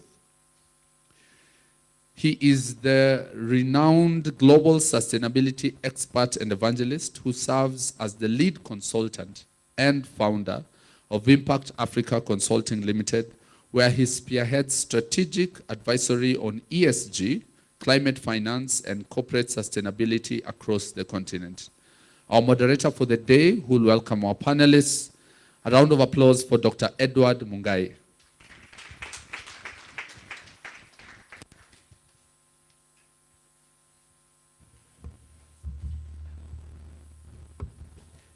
Good morning. Good morning. I thought we were fed by Duncan and Dr. Musyoka before we got into this room. Good morning. Good morning. All right. I think I have a few reflections before I call the panelists, and especially from you and some of those things that you said this morning. Clearly, this thing about road safety, I think many of us take it for granted. When I was seated here, and statistics, and we say statistics never lies, it's very clear, especially for us men, that we are under siege. 80% of the fatalities is men. It's also true that this is happening between 5 p.m. and 10 p.m. And clearly, to our colleagues from the police service, you'll have to answer this question at one point. Why is that so? You know? And when I was trying to compile notes for this conversation, I came across a statement that talked about our youth and the vulnerable are the ones at the center stage of these road fatalities. Now, it's very clear, again, from the statistics, that the age of 20 to 49 is where it is all happening. Of course, Nairobi and Outer Ring Road, was mentioned to be the area where many of these are happening. But I think it cannot be business as usual. I remember very well, back in, I think it was 2020, when Lita, asked us at Impact Africa to think a little bit about what would sustainability look like for Isuzu East Africa. And one of the things, again, out of the assessments that was coming up was this question about road safety. And the million-dollar question that was there was, can road safety become a flagship project for Isuzu East Africa? Now, when I sit here, or when I stand here, fourth sustainability seminar, and we are talking about road safety, not just for the sake of it, but as part of our economic prosperity and sustainability. Clearly, it shows the level of maturity when it comes to sustainability matters for Isuzu East Africa. The amount of work, put by Linda, Duncan, and Dr. Musyoka into this, I think is a testament that indeed corporate can be able to move a needle in this conversation. I want to promise you, I think, and listening to some of the people that were saying what is their expectations, and in particular Joshua, who said he's here to see how technology, and especially from Isuzu East Africa, can be used as a way of ensuring road safety. We also heard that this is not an individual, well, of course it's an individual calling, but we must work together. So at the end of these 1.5 hours, or at least at the end of this session, before we, or branch for that matter, we must come up with some declarations, we must make some commitments. And please let this not be NATO, no action, talk only. Let us make sure that, there are things that when we look back, in a couple of years that we can be able to start seeing some movement. This morning, we are joined, by a fantastic panelist who are going to speak to us and to answer very difficult questions from yourselves, but also from those who are on the, online. But also I'll have a couple of questions for them. So let's prepare our questions so that we can be able to move to ensure that we have, some commitments. The first person that I want you to call into the front is none other than Lita. Lita is the chair of the board and managing director of Isuzu East Africa. And as you heard, Lita have done many good things in this country, to a point where she's been able to be awarded that, state commendation of Moran of the Burning Spear, MBS. Literally, Lita have touched all the good things in this country. Call it NTSA, call it Baburi, call it KEPSA, many of the good things that happen in this country. She's also, in KEPSA. She's been in the Privatization Commission of Kenya, Vision 2030, just to mention a few. And Lita will inspire us on what is going on in Isuzu and how, the flagship can clearly be able to bring this, at 50, reducing 50% fatalities by 2030 within Isuzu. Welcome, Rita.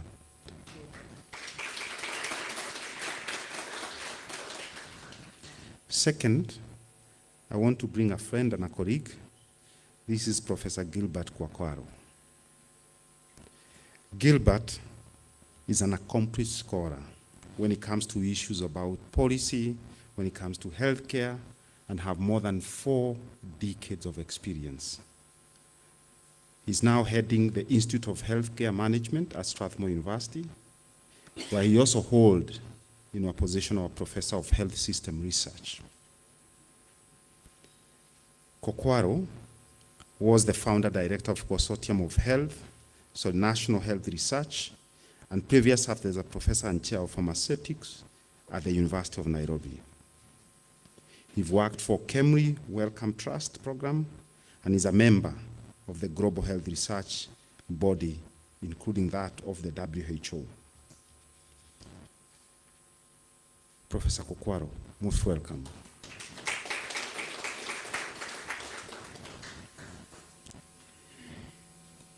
Our third panelist is somebody who is very passionate about education.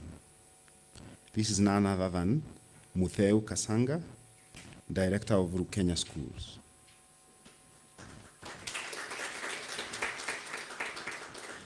Please note she's also the trustee and deputy vice chancellor at Kenya University. She's served several selection panels, that have been used to appoint, the chair and the board of commissions of the university education, the National Council of Science and Technology, NACOSTI, and Technical and Vocational Education and Training Authority. She's also served in Makueni County Public Service Board, amongst others, and continue to serve on a number of boards.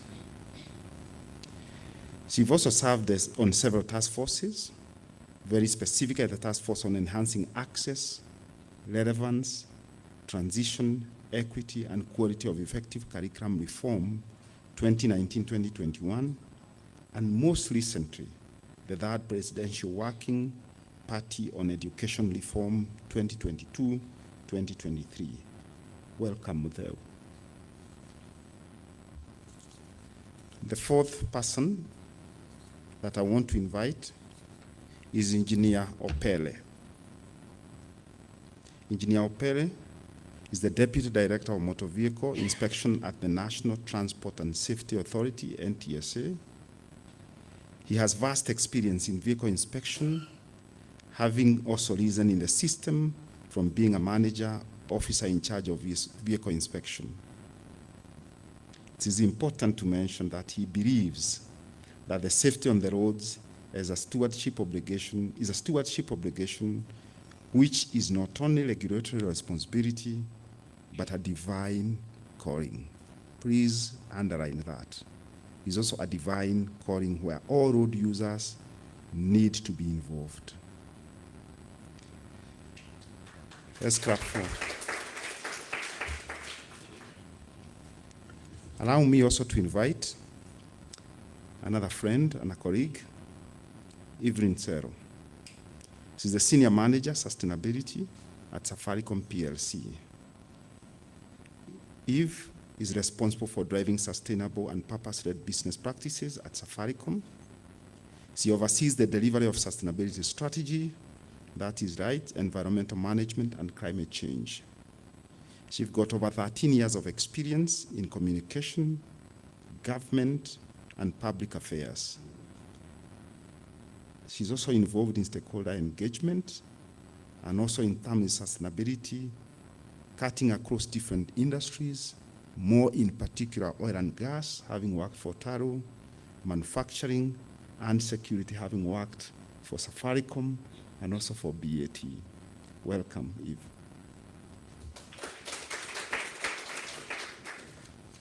Finally, allow me to invite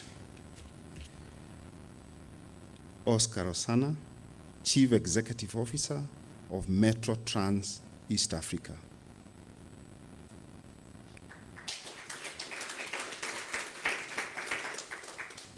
When you ask him, he'll probably say he's a matatu driver. But let me say this, Metro Trans has grown into one of the leading public transport operators who have been providing reliable mobility solutions and serving thousands of communities or commuters across the city every day. Over the years, the company have continued to expand its fleet. I think today they're at about 400. And a topic that is very interesting for me is that out of those 400, 10 of them are e-vehicles. Let's clap for him. At the helm of this growth is Mr. Rosana, a dynamic leader with deep experience in transport and mobility sector. Under his leadership, Metro Trans PSV SACCO continues to strengthen its role in connecting communities, supporting economic activities, and shaping the future of the urban transport in the region. So that is Oscar. Let's clap for the panel.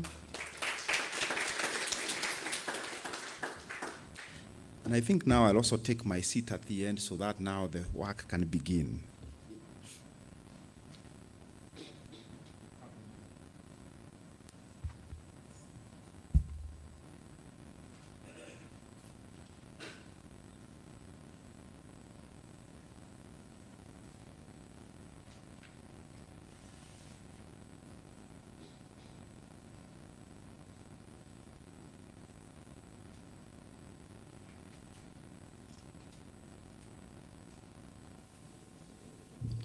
Hello.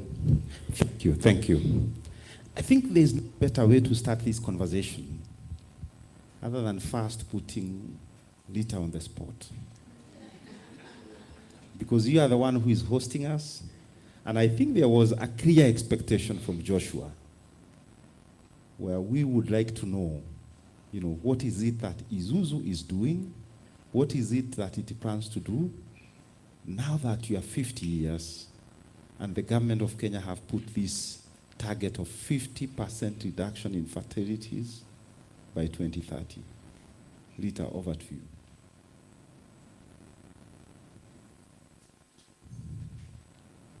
Thank you very much, Dr. Mungai, and our great team of participants. Actually, when I heard us introducing ourselves, I was glad that we have the right team that can come up with resolution by the end of this seminar in terms of what next around road safety.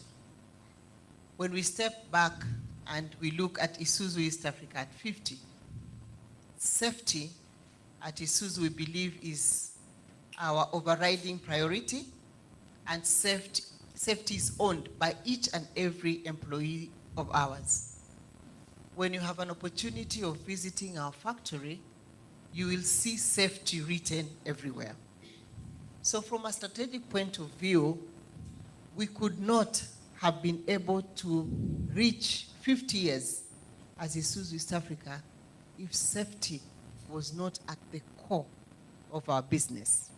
And it starts with our culture.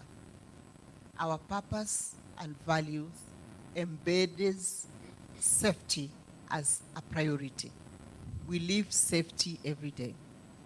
Actually, during COVID time, that is when we were able to measure ourselves against that very important value that we hold dearly at Isuzu. Because COVID was safety related, we were able to convince our employees and our partners to adhere to safety requirements as they came through the Ministry of Health. There was no conversation, there was no convincing, it was automatic. So safety then helped us to really, we had only one fatality, unfortunately, as a company, but we were able to navigate through that pandemic very, very successfully. Stepping back to the environment at our workplace, of course, we try to, as you know, automotive is a big contributor to emissions. And through some of the standards that Kibogong has put up here, the government came up with a standard called KS 1515. And the aim of that standard was to reduce emission from lower level emission like zero emission standard to higher Euro emissions. So Isuzu East Africa has already transitioned to cleaner emission, Euro 4, and we also have some products that are at Euro 5, like the UD products. And we continue to study EV vehicles within our group, and we should be able to start to bring that technology here with a view to continue to improve our emission standards within the group. Safe work environment. As I've said, when you walk into our facilities, safety is written everywhere. Our employees in the production site, they use PPEs. We do surveillance medical checks for our employees to make sure that we are monitoring their health and well-being as they work for our facilities. Contractors, when they are on site, before they start to do any work at our site, we make sure that they're using the right PPE, that they're educated around safety requirements. When you look at how we engage on safety with our products, because we produce safe vehicles, and we advanced technology like ABS, anti-braking system in our vehicles to make sure that vehicles are safe. We have airbags, we have ABS, we have a excellent braking system in our vehicles. We have advanced driver assistance for some of our vehicles like pickups and all that. When you're trying to corner or get very close to another vehicle on the road, then there is automated system leveraging technology to bring you back to the main road, cornering assist, hotspot support system within the vehicle. So there's a lot of safety embedded in our products as well. Thank you so much, Lita. And I, witness that for those who have been able to visit Isuzu, not only that it is written, but once in a while you'll be interrupted. You'll be interrupted by some voices, from speakers, saying about safety within the workplace. I think the second question that I want to put to this panel is to you, Oscar. And the fact that, 400 vehicles, that's a lot. And you're ferrying many of Kenyans within different, places. And I wonder, one of the points that was mentioned severally here is about behavior. And my question is really, how do you ensure that the drivers, have got the right behaviors so that then they can be able to reduce, accident, but more importantly also, have you been able to use technology, to manage behavior if at all there is, any element of behavior that you're dealing with? Thank you very much, Daktari. I will answer the first part of the question by saying that behavior is a very big issue. There's a lot of historical attitude, perception, imagination on how the matatu industry has been previously run. However, I would say that we are doing everything we can within our small limitations to see how we could change this culture, however small it is, by trying to professionalize the staffing. So we usually, and I'm sure a lot of other circles do, go through a rigorous, hiring process. We try and see whether we can come up with incentives of retaining this workforce. We also have in between some trainings here and there, trainings touching on customer service, trainings touching on defensive driving, etc. Although I don't want to say that it's too little, but it's something still. We feel that, and it's my observation, that government needs to come up a little bit deeper. I was very happy with the presentation Dr. Kibogong did and said that they are introducing road safety as a curricula as part of the education system from grade 1 to grade 9. And that is a little bit futuristic, but in a very sustainable way. And my worry is that currently we do not have a very elaborate training program, whether it is at the national level or the county levels, because transport is devolved. We do not have institutes where we would go and easily get well-trained drivers, conductors, people working in the industries, people, the route marshals along our route system. And I feel that for an industry that contributes around 10% of our GDP, and out of that 10%, I would say maybe half or 60% of it is actually passenger transport matatus, then the government really needs to intentionally invest a little bit more in terms of capacity building, so that we have a national institute where we could easily, go get out our drivers and conductors, where, after training, these drivers and conductors and other staff can also get certification that can be used locally and regionally.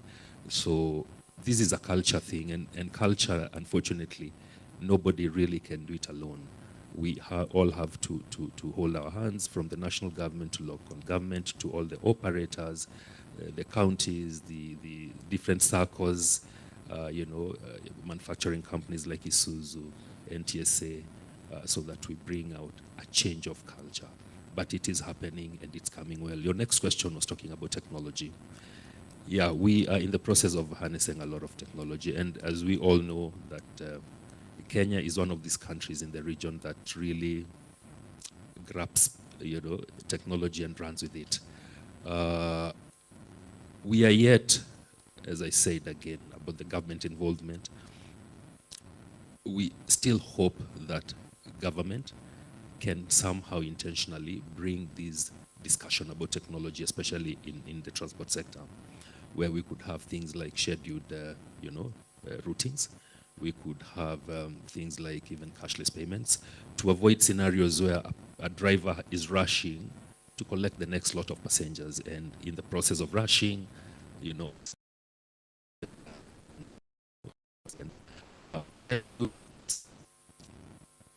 using hailing, booking apps can really sort out this issue, because a driver knows my passengers. I already know my passengers. I know where they are located. My passengers have already even paid me in advance, so there's no need of this rush that can really compromise road safety. When you look at big cities, where government also has a stake in running management of the transport sector in the cities, you'd find that these cities have also invested in control room situations, a control room that is managing a whole transport system, and with a lot of emphasis on the public transport sector. So an accident happening, even before somebody takes his phone and calls the police, somebody at the control room already seen what is happening, and they would be sending some very fast emergency response to those locations. So yes, we've started with this technology. We are at the cashless points where all we're doing is, coming up with applications, maybe to help us queue individually within our circles, to help us collect fares digitally. But we are yet to see how we can upscale this thing into a national or regional level so that we have a very impactful way. And perhaps this is where companies like Safaricom also would come in with Isuzu. We have this kind of discussions because all our payment platforms today are with Madam over there, the Safaricom M-Pesa. So we just need a discussion and see how Safaricom and Isuzu and other operators over here can come in together, and we see how to better this technology so that we all enjoy the benefits of what technology would bring in regards to road safety. Thank you. Thank you so much, Oscar. And listening to you, carefully, a lot, that have already been done, but almost, could hear you saying, Serekali's idea. That seems coming, where we need government. I can see here.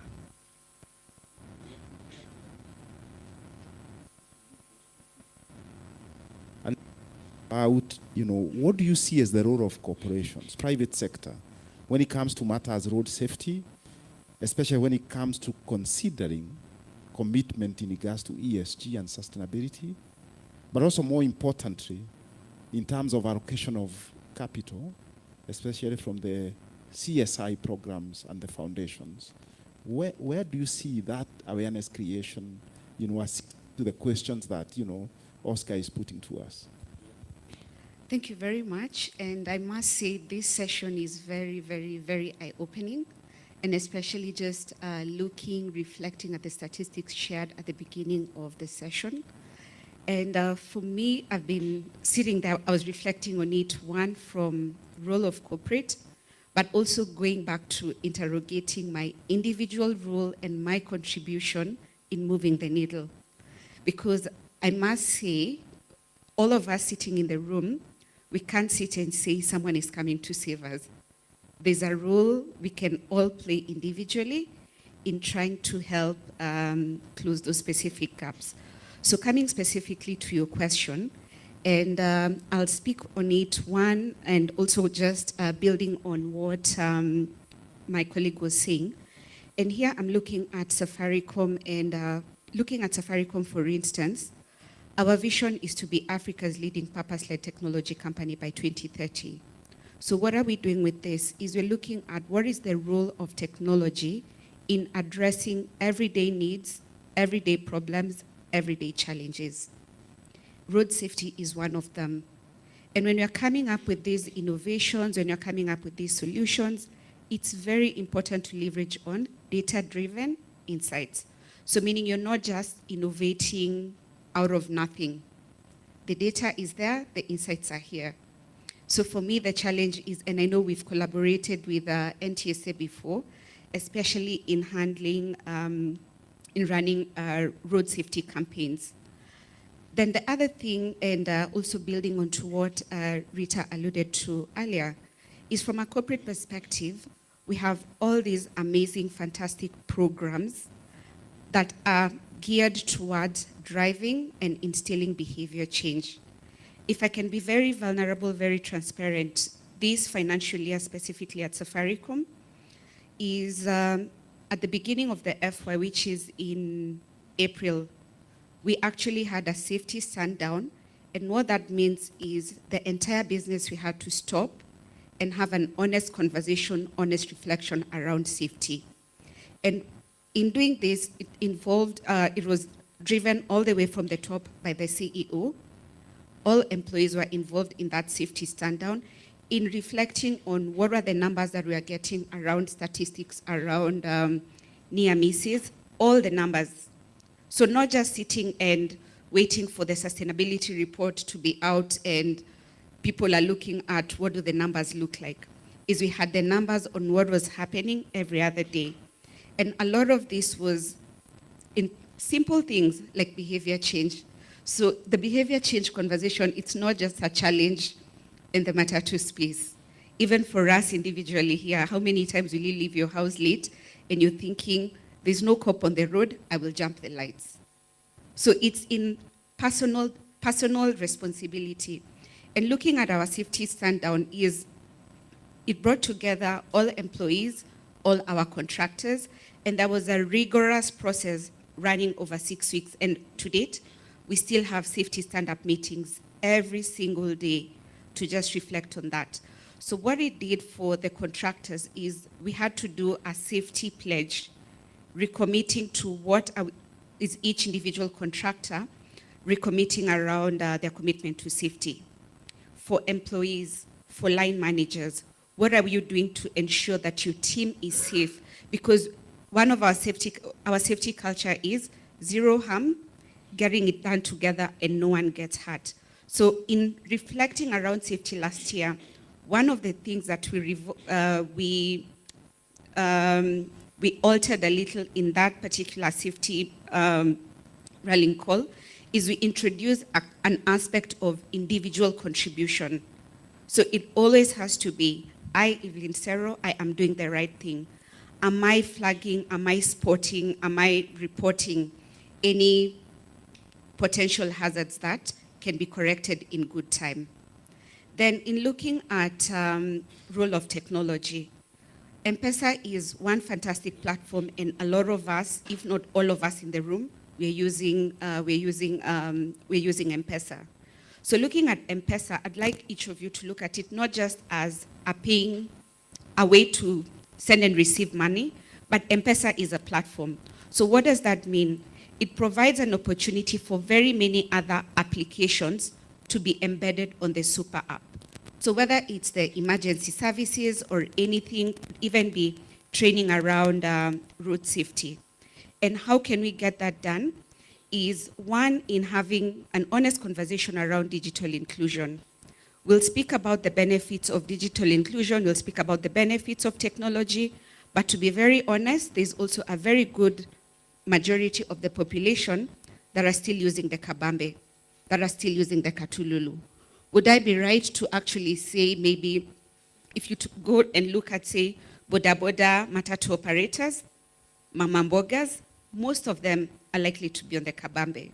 So as a business, we're having the conversation and initiatives to ensure that we're moving a good percentage of the population to access 4G and 5G devices.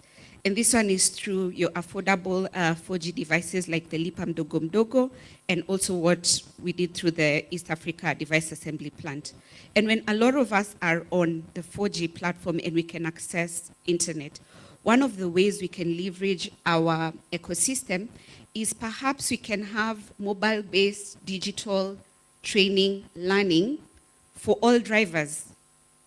It could be one of the ways that even maybe when you're talking about sustainable incentives, and now when you're having the whole conversation around even data being interoperable, it's you do a training, you do a refresher, can that be linked maybe to your driving license? And maybe that can be one of the incentives, even that insurance can pass on to drivers with good behavior, good statistics.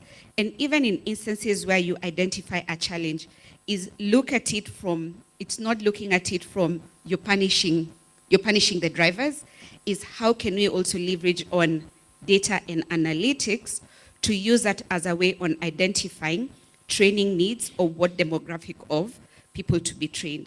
So for instance, looking at the numbers that were shared here earlier, perhaps maybe our pilot can be target the community or transport operators operating in Outer Ring Road, for instance.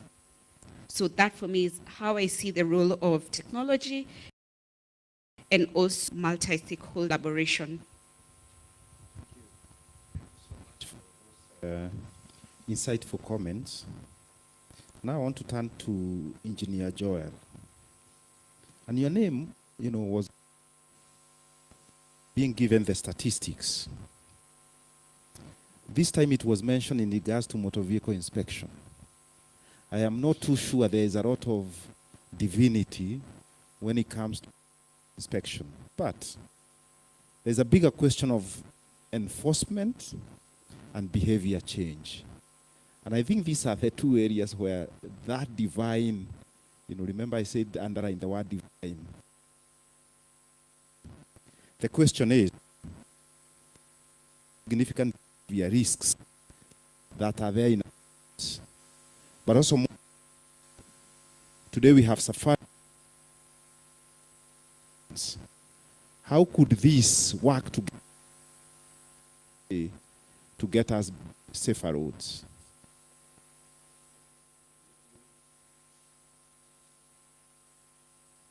Thank you so much, Dr. Mungai. First of all, permit me to express my sincere gratitude and appreciation to Strathmore University and Isuzu East Africa. These are very critical partners. Isuzu, I think, forms a very critical partner to us because they're leading actually in the industry, I would say, in the bodybuilding industry for buses. Isuzu is the leading. So, Madam Rita, thank you so much. And Strathmore, thank you so much. As has been said, that you put it, I'm a gospel engineer. That is one thing. That's why safety on roads is not just a regulatory requirement from the government, but I understand it as a divine, that is a stewardship. It is a stewardship calling because we are stewards of people's lives on roads. And when we are stewards of people's lives on roads, that is a divine responsibility. The question we are asking, like what you put, at the end of it, what we are saying that we need to come out with tangible things. And that is the question which bothers me. Ecclesiastes 12 verse 13 says, now all has been heard. Here is the conclusion of the whole matter. Fear God and keep his commandments, for this is the whole duty of man. So, here, this is the burden we have, that at the end, what is it that we must do? Because we are hearing, we have heard, but we must do it. From the position where I come from as a deputy director in charge of vehicle inspection, I understand my obligation that we have the road, yes. We are the users, pedestrians, the motorists, cyclists, motorcyclists, pedal cyclists. We have all these users, the vessels on the road. My contribution now is what I contribute on day-to-day basis is that these vessels on the road, are they safer to carry people from one destination to another? Are they safer like the chariot which carried Elijah when he was going to heaven, or Enoch? Are they safer to carry people from one place to another? To me, that is the burden. So, on your question, the most significant behavioral behavior impacting safety on our roads. I will start from, like it has been enumerated, my colleague Dr. Kebawang brought it, and we all agree that the greatest cause of threat on roads, or safety on roads, is behavior. If it is behavior, what are these some of these significant behaviors which impacts on our roads? Let me start from the vehicle perspective. One, I would say, it is speeding. Speeding. Why do I call it a behavior?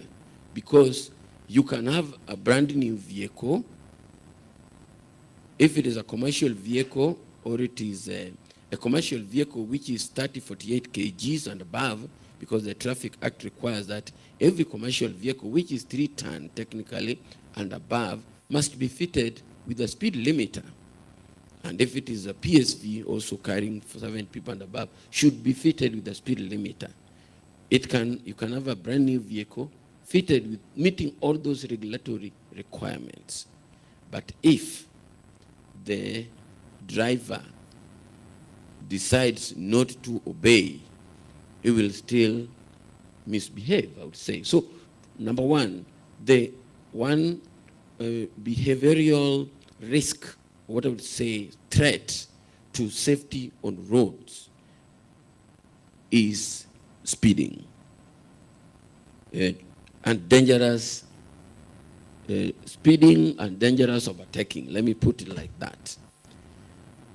Most of those accidents which Dr. Kibogong was saying, and when we analyze traffic fatalities, which we get information, we work collaboratively and complementarily with the police, is overspeeding and dangerous overtaking.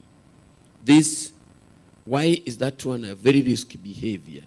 When a vehicle is driven at a higher speed, we all know that if something abruptly appears on the road, for you to navigate the vehicle and brings it to a stop, the reaction time, it will be very minimal. So that is why it is very key. So in answering you with the precision, one of the behaviors which is a risk, especially to safety on roads, is speeding and dangerous overtaking. I would also say again, another one is driving under the influence of alcohol. And I think Dr. Kibogong had alluded it last month. The Minister of Transport, Roads and Transport, gazetted around 4 regulations. One of them is motor vehicle inspection regulation and drunk driving regulation, school transport regulation. Why? Because it is an attempt to mitigate these risky behaviors. Drunk driving, people driving under the influence of alcohol, which impairs their judgment and coordination. I think this one is all known to all of us. Another one I would say is the aggressive and reckless driving, sudden lane changes, ignoring traffic signals, road rage and impatience. I think generally we are very impatient. I don't know why as a people. I don't know whether it is us as a nation, but we tend to be very much impatient. We do not want to just wait a little longer, just a little longer. So we want to short circuit very fast. And in that event, we end up with crashes. Why? I think Dr. Kibogong would say that we nowadays don't call them even accidents. We call them crashes because accident connotes something which is beyond human control, like an earthquake of that nature, or something which had to happen because it is beyond. But in most of these, there are things which can be controlled. So, reckless and aggressive driving. I would also say that the use of mobile phones when driving also distracts. The statistics reveal that majority of the people are the boy child. And they say, wahenga wa biology, that we cannot multitask. So if you are cruising at 80 kph and you are also talking on phone, you can see the problem which is there, because as wahenga wa biology says, we can only deal with one thing at a time. So multitasking and cruising at a high speed also is dangerous. Let me summarize the summary by also saying that also, now from where I come from, non-compliance to vehicle standards, I would say it is a behavior. Non-compliance, because why is it a behavior? We will drive a vehicle, if it is a commercial vehicle and a PSV. Of course, the law in Kenya, the Traffic Act, requires all vehicles to undergo motor vehicle inspection. But we've not been inspecting private vehicles. And the motor vehicle inspection regulation now allows the authority to outsource inspection services for private vehicles. So let me make it clear. It is not all giving out all the inspection services. It is only outsourcing the inspection services for private vehicles, which we currently do not do. So even the ones which we do, like public service vehicles, commercial vehicles, why is it a behavior non-conformity to standards and regulations? Somebody will not present the vehicle for inspection until he or she is arrested by the enforcement officers on the road.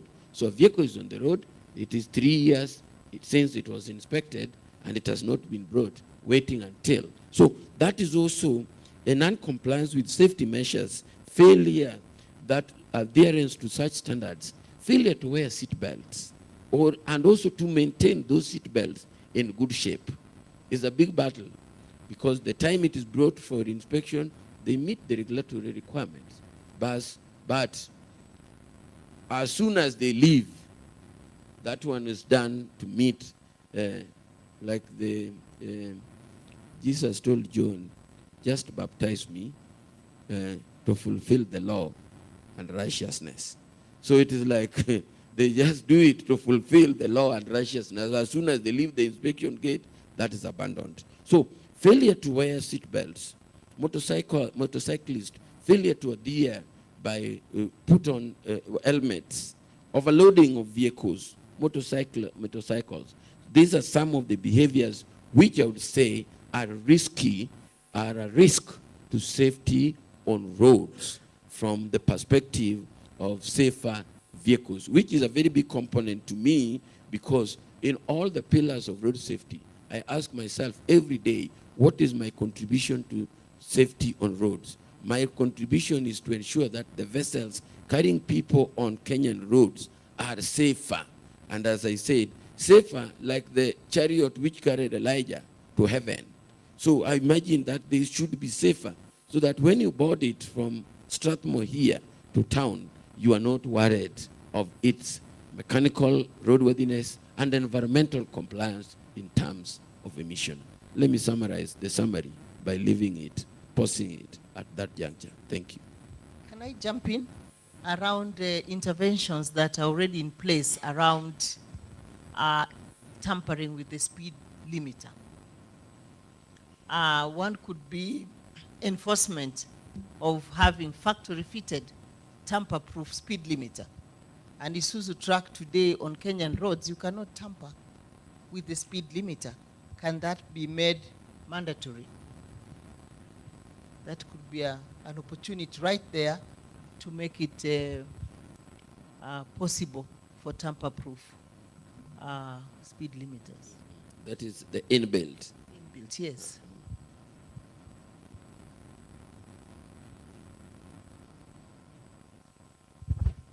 Thank you, Rita, for that. And maybe I can just jump back to your question, Dr., because I think we didn't exhaustively look at it from what you asked. What can private sector do to support the industry? What chairman here was talking about, capacity building of drivers and training and all that. I think there's a big opportunity. We can leverage technology. For instance, the driver's code is already online. It's digital, courtesy of work that we have done between ourselves and NTSA to digitize the driver's training manual, so can be accessed online. Partnerships and collaborations for capacity building of drivers through training. We conduct drivers training, eco training. We have trained over 1,000 drivers. When we sell our products, we have opportunity to train those drivers. So private sector can train drivers on behalf of customers. Can that be made like a requirement that all players who sell products, they at least build the capacity of those drivers, so that by the time they are taking the machine they have been well trained to be able to do basic handling, basic troubleshooting.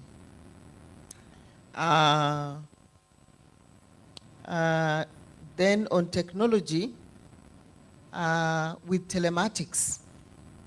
With telematics right now, chairman will be able to see where is his matatu operating. He can geofence them. He can see hash braking, hash driving, all those safety behavioral elements actually can be sent to the owner of the vehicle via a report by driver. So I think there's a big opportunity here to adopt the use of technology. Telematics is very key to support, reduce road safety. And just as Kibogong has shown us where accidents are likely to happen more time, we can see a driver's behavior, how they're braking, hash braking, going off-side, the route that they have been allocated and all that. We have that technology right now that we can be able actually to support. So I think there's more awareness around the option, the technological options that are there right now to support road safety and also support the business. Thank you, Rita. And I think there is possibility of even monetizing. You know, when I talk about monetizing, before I saw the CEO of IRA, Insurance Regulatory Authority here, it could be that this telematic could be used also to reduce our insurance payment, by the way, because it's already in place. All right, maybe you can talk a little bit about that. This one is personal example, and heritage insurance, for instance, at the point of onboarding, when there's usually two options. So your premium will be lower if you agree to have the telematics and gadget installed as part of it. So your insurance premium is lower.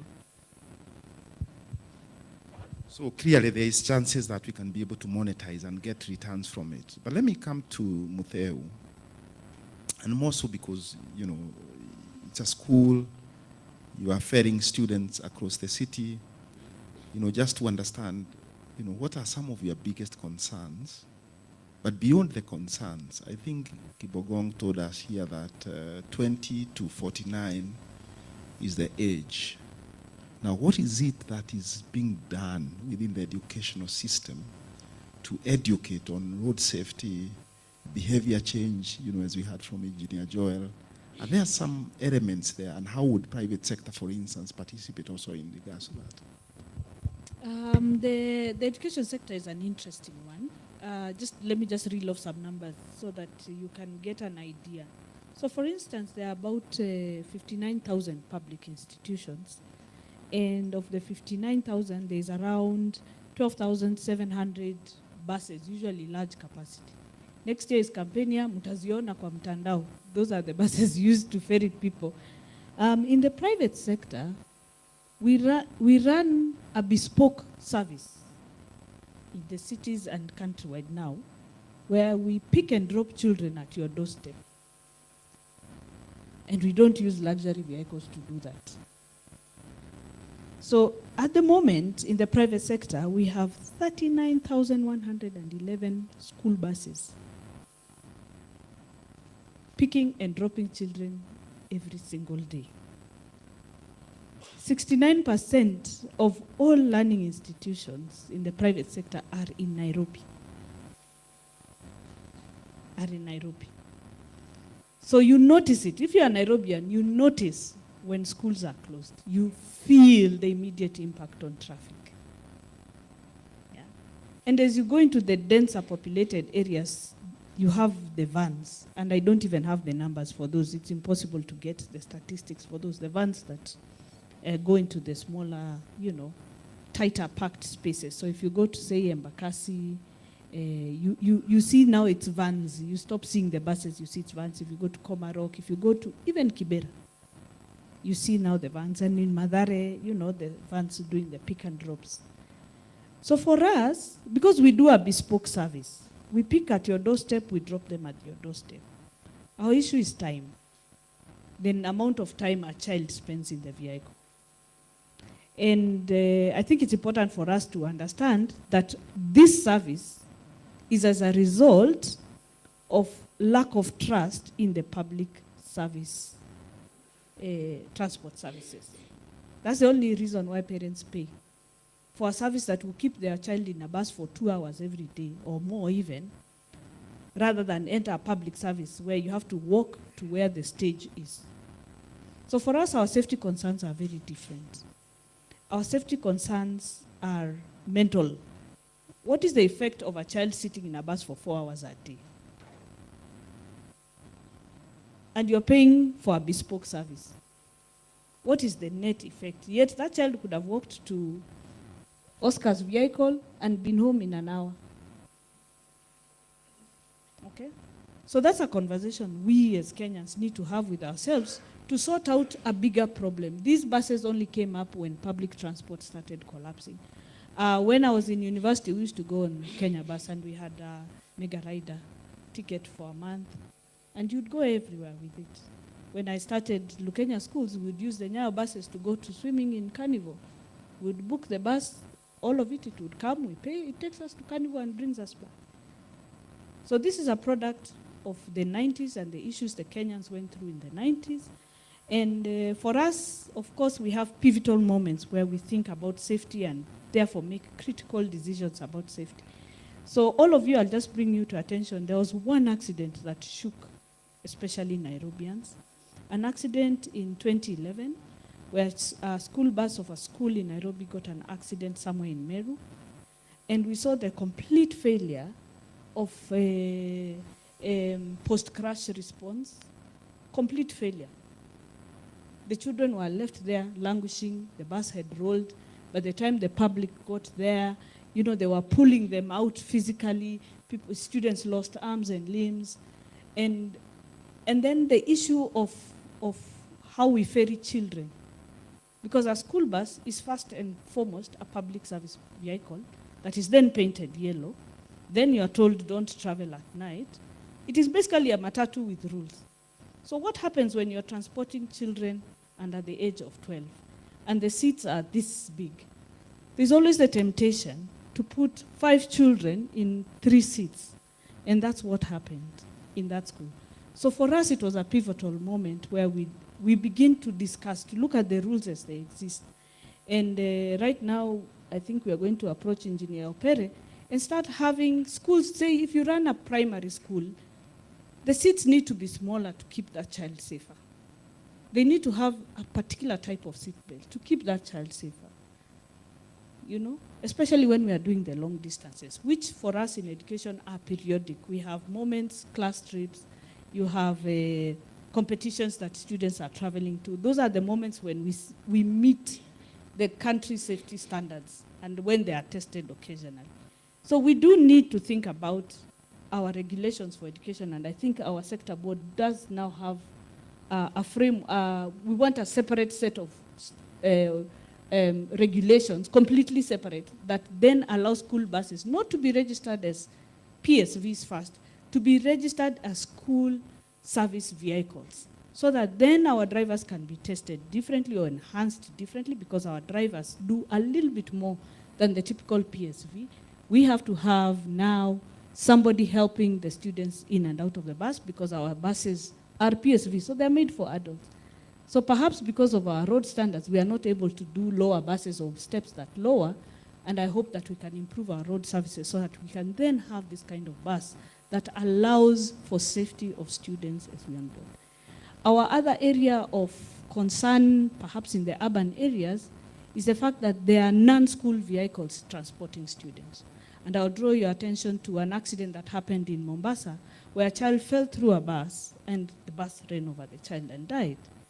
Now that is a group of parents who had come together and bought a bus to transport their children in a school. It was not owned by the school. How do we manage such?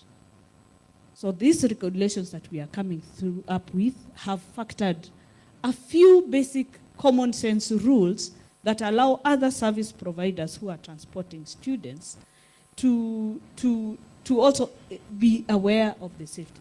For instance, in our rural areas, one of our biggest concerns is when you have motorcyclists picking and dropping children, and you find that that motorcyclist is contracted by a family.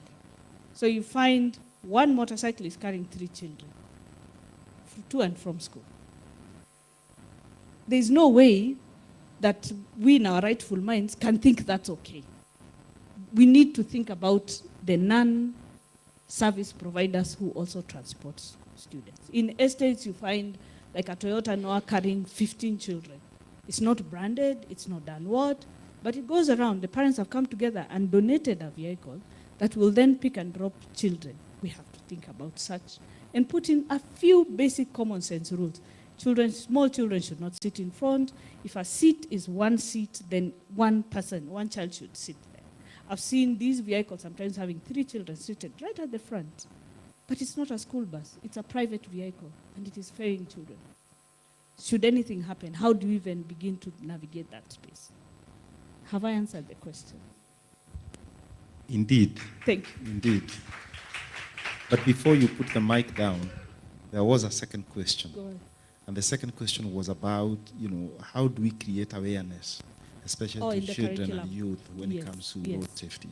Yes, as you are all aware, of course, we are rolling out a new curriculum, and this is true. I think the gentleman from NTSA mentioned that safety is now embedded in the curriculum.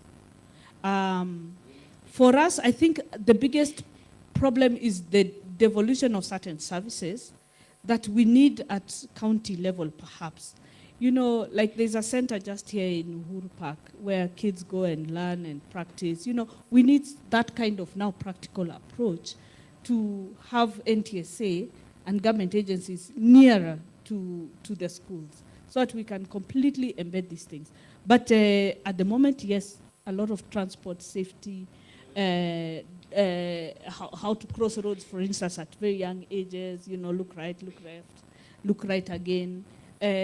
Don't cross in front of a bus, always go behind. When you are light a vehicle, don't walk to the front, walk to the back. Such common safety things at a very young age are already embedded in it and progressively get more complex as the student ages. So this is, I think, one of the different things that this curriculum is doing to enhance safety countrywide, and make that awareness, that especially just being a pedestrian, dressing better. I think one of the issues nobody mentioned is that young men are killed because they don't dress appropriately. Motorists can't see them. You're hit at night when you're very happy. Those are the happy hours, if I'm not wrong. So, I mean, we see it. This is the reality of the matter. And that is, I think, one of the factors the boy child needs to think about. So just correct dressing. It's addressed in the curriculum. And encouraging how to cycle correctly on a road so that you're visible to a motorist. These are things in the curriculum. Yeah. Thank you so much, Mpeu. Now I go to Professor. One thing that I don't think was mentioned is that I also teach here at Strathmore. And when you see the kind of data that was being churned out by Kibogon, you are always thinking about the next paper to be published, because that is the interesting data. But Prof, where do you see the connection between this data that was being presented becoming part of the evidence? Of course, we were told that it is what is driving the policy, but where do you see the role of academia in helping us shape the evidence, and especially when it comes to road safety and connecting that with the health? So thank you. So allow me to take a more holistic approach to this kind. I'll answer your question based on that one. So the first thing I want to do, and it has been mentioned by my colleagues here, and these are easy to implement. Safety is not an NTSA issue. It is not. Safety is not for the traffic department. It is not. You see, almost 64 years, it is not. Safety is a whole of government and a whole of society issue. Once we get that point right, it means therefore, and it is captured in the thing that was presented by Duncan, it's a whole of government. In fact, I would go further and suggest, maybe I have not read it, that we need a safety desk in each and every ministry. You need to do that. So NTSA is just leading us. So once you do that, then we create a framework for a coordinated issue. And it's the whole of society because they are non-state actors. And that's where the private sector comes in and that kind of thing. That's a much wider thing. So that is the first thing we need to do. I'll come to that. Once we change that, it doesn't need any investment, and we need to do that. Safety campaigns then don't need to coincide within it. It is a continuous thing. If you go to safety campaign once a year, the rest of 364 years, people have forgotten. The second thing is to define the problem. Crashes are preventable. That's the first thing. But crashes come when we re-evaluate the risks downwards usually. And all these things about young people, they have re-evaluated the way. So once they don't see an accident or a crash, you re-evaluate the big. Maybe let me take 1 or 2 more bottles. Let me cross here. It's a risk re-evaluation, usually downwards. Thirdly, crashes usually come when there is a change. And usually it is an unsafe change. And the unsafe change is what drives the risk-taking. You now get it from me. So risk re-evaluation is a change. And if you go through that. So thirdly and fourthly, answer your question. So I'll take the figures that were presented by Duncan. They are very good.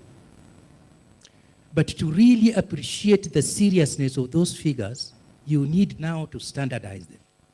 And those of you who listened to me last week, forgive me if I do this one. I'll standardize it so that you get an idea how serious this thing. If you take the UK and Kenya, more or less the same population. So we can rule out population as a factor. Now, if you take the fatalities he presented per 100,000 people, you have now standardized. You get it? UK, it is 3. Kenya, it is 27, which means we are doing 9 times worse. You see that? People will say, oh, how about vehicles? If you now take the same figures per 10,000 registered vehicles, which you can do for the counties, it will give you a better insight. UK is 0.5. Kenya is 45. We are doing 90 times worse than that kind. So now, based on that, you can say, what is really the main issue here? So, as academic institution, this is what we are trying to look at it. That, A, we are less motorized than the European or the US. Less motorized from those figures. But we have worse cases. Yeah. So they are underlying theirs. Secondly, most of the studies by university academic institutions are done actually in those countries. There is one thing that is faulty about what they do. They base them on the 3 E's: enforcement, engineering, and education. Those are too limited. They leave out the social aspects of it. You see that? So that is a gap we can fill by looking at crashes as a holistic, multi-sectoral issue. In fact, now, if you ask Duncan, this is what we have been doing. Academic institutions, first of all, need to collaborate with the relevant government institution to co-create relevant research. That's what we have been doing with NTSA. That way, translating the research result to policy will be much easier. We have been accused of sitting on very, very large offices, dreaming the thing, publishing papers and telling you, you consume that one. It can't work. We need to co-create the solution to it. We need to co-create that one by working closely. We need to embrace technology. Resisting change is like holding your breath. If you succeed, you will die. Technology is with us here, and it can enhance. I think development in digital technology plus artificial intelligence offers us quite a unique space where we can do relevant research. Research that is co-created, not just with the relevant government. Again, that's also where we go wrong, Dr. Mugai. We go wrong. The main consumers of the research products are the road users. So we also need, before we do that, to include their voices in co-creating that. That way, they will be much more willing to consume the results we do that. So, academic plus the government plus the road users. That is, to me, is the approach to go. Over to you. Thank you so much, Prof, for breaking down. And clearly, this issue about behavior is a key one. And I really like this point that you say we need to establish desks in various ministries. But I think more than that, and now I want to come to Dr. Fred. When you introduce yourself, in most cases you say you are Director of Happiness at Isuzu East Africa. Now, is there a world where HR people and companies, now the likelihood of establishing those desks, where then you will be able to police us, you know, if we are going to get bonuses, if we are going to get employment, it's all based on the question of how are we performing in our roads. Is there such a place?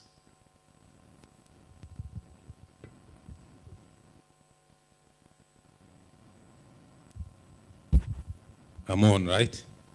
Allow me to stand because I'm a teacher by profession. Thanks, Dr. Mungai and distinguished panelists. Good morning, participants. Dr. Mungai, as a HR practitioner, all the issues that have been touched on here regarding behavior, most of the time end up in the hands of a HR director somewhere and the CEO. Because more than 50% of the people on the roads are going to work somewhere. They will enter someone's gate. So you can imagine all these behaviors now being consolidated into one workplace. It's a challenge. And as I go around and visit friends and corporates, last week on Friday we were at KTN. At the gate, we saw a speed limit of 10 kilometers per hour when you come in. At Strathmore Business School, it's 5 kilometers per hour. At Isuzu, it's 15 kilometers per hour. In other places, you will get 20. I don't know, Daktari, as we speak, we have NTSA, we have traffic police. I don't know if there are any guidelines on speeds at workplaces. For us, our decision is based on the kind of vehicles we have and the gear ratios and stopping ranges. We have an engineering explanation for that. But the number of the variance in speed limits within premises is also just amazing. I don't know if there is an accident, how the traffic police, if somebody is overspeeding and the company has put 10, do you use the national one? Are there corporate specific speed limits? I don't know how you handle those kind of things. That take away. How do we standardize these speed limits within premises? Now, At Isuzu now, just sharing some of the things that we do. We, as one of our values, the way Rita mentioned, embrace safety from, of course, the gate. As employees come in, there's a speed limit, and also monitoring and evaluation. And just to share some of the benefits of these things, we monitor accidents out there, and we negotiate with insurance companies. We've seen benefits arising out of those direct interventions. Forget about bonus at individual levels. Our premiums, I don't know if there is any company that has something better than that we can benchmark, but ours is 3.25% of the value of the vehicle. And it has been going down. So when we engage our employees, we are able to demonstrate. Like this year, inside the insurance premium now has gone down from 3.7% to 3.25%. We are able to say, Dr. Mungai, out of this behavior, you are saving 50,000 shillings. We go down to how that is benefiting you as an owner of the vehicle. The insurance premiums now are very competitive, 3.25%. So these behavior issues are so critical, and the discussions we are having here are so they're important to us. There are clauses within, I think it must be coming out of these issues of accidents happening and you are alone. There's something called self-involved. I think even the traffic, it has even been recognized that you can even cause an accident on your own. You reverse, you hit a gate, you hit premises, until now there is self-involvement. So there is a lot that the HR community and organizations can do to drive the right behaviors, starting from within the organizations to outside, because what you see within the company is what happens outside. Thank you. Back to you, Dr. Thank you. Dr. Allow me to interject, Yeah. Dr. On. On the question or on the issue of safety desks, which was proposed by Prof here. I think in the past few years, the government has made an attempt on this by mainstreaming road safety as a PC target.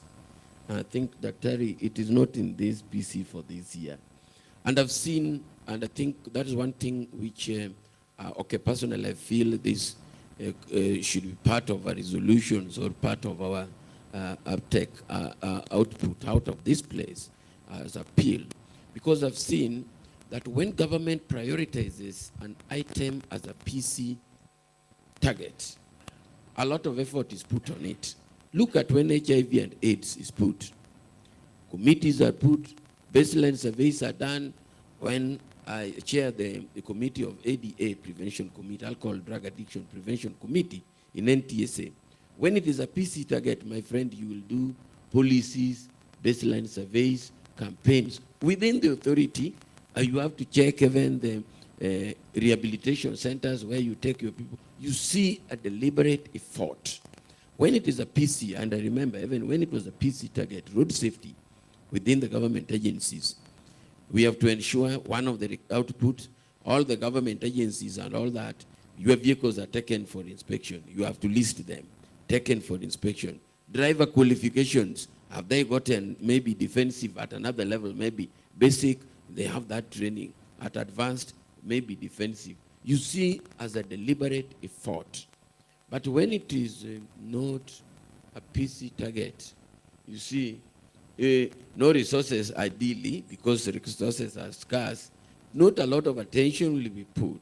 So personally, I think not just as NTSA, but also as a bona fide citizen of this republic, that for us to have a lot of effort, let us mainstream road safety perpetually as a performance target and output in our institutions, both private and public, and that will enable resources to be channeled, attention to be given, and that will help to improve safety on roads. Thank you.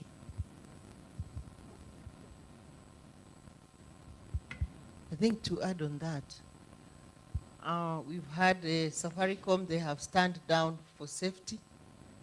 Isuzu East Africa, that was part of our every year activity where we stand down for safety. Why is it not possible to make it a national agenda where the entire country stand down for safety? Mudeo at school will be talking about safety. In my company, I'll be talking about safety.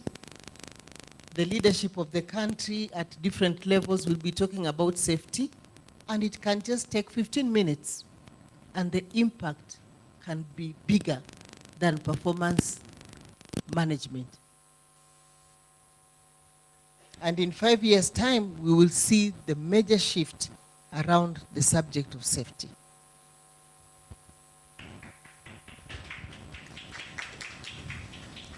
Thank you. Thank you so much, Rita, for that. I think we have heard from schools, we have heard from private sector, we've also heard from public transport. But there's one group that we haven't heard any voice from, and this is the trackers. And I think today we have Kennedy Karisa. Kennedy, yes, and Kennedy, these days when I'm driving, I normally see a lot of trucks now saying something about a blind spot, inscribed on the bodies of those vehicles. Maybe you can tell us, what is your experiences, when it comes to road safety? What are some of the measures, that as Truckers Association, you are doing in regards to tracking? Thank you very much. I was the former the Secretary General of Truckers Association of Kenya, but I'm running a consultancy firm, again on matters road safety under Transport KE. And before I answer your question, I would like to, Dr. Kibogong, we've sat with him in so many meetings before, and Habel Amakobe. In fact, at one point, Habel was one of our chairman when we were setting out the road safety policy and everything. One thing I would like to say is that as a country, we have this habit of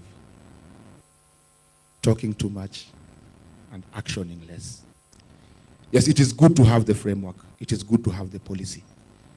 But as a country, we fail to implement. Sometimes it's a matter of resources, and sometimes it's just paperwork left to gather dust, and the implementation is actually not implemented. Now, as having over 14 years experience in leading the Truckers Association, and we've seen the number. Initially, it used to be PSVs. We used to have a lot of PSV accidents. And then the PSVs went down, and now, at one point, I remember the NTSA office, we were being told, now, 7 out of every accidents happening, a truck is involved, 7 out of 10. But on this one, I would like to fault the NTSA. I know they are our leaders, and we've said that safety is a personal responsibility. What, as an organization, we've had this data for a number of years, but we have never come up with that solution. And even when I was there, I always kept saying that NTSA was always hell-bent on border and PSV. This is a new challenge. We need to find a way on how we are going to address it. For companies like Isuzu, we've partnered with them for their road safety training and everything.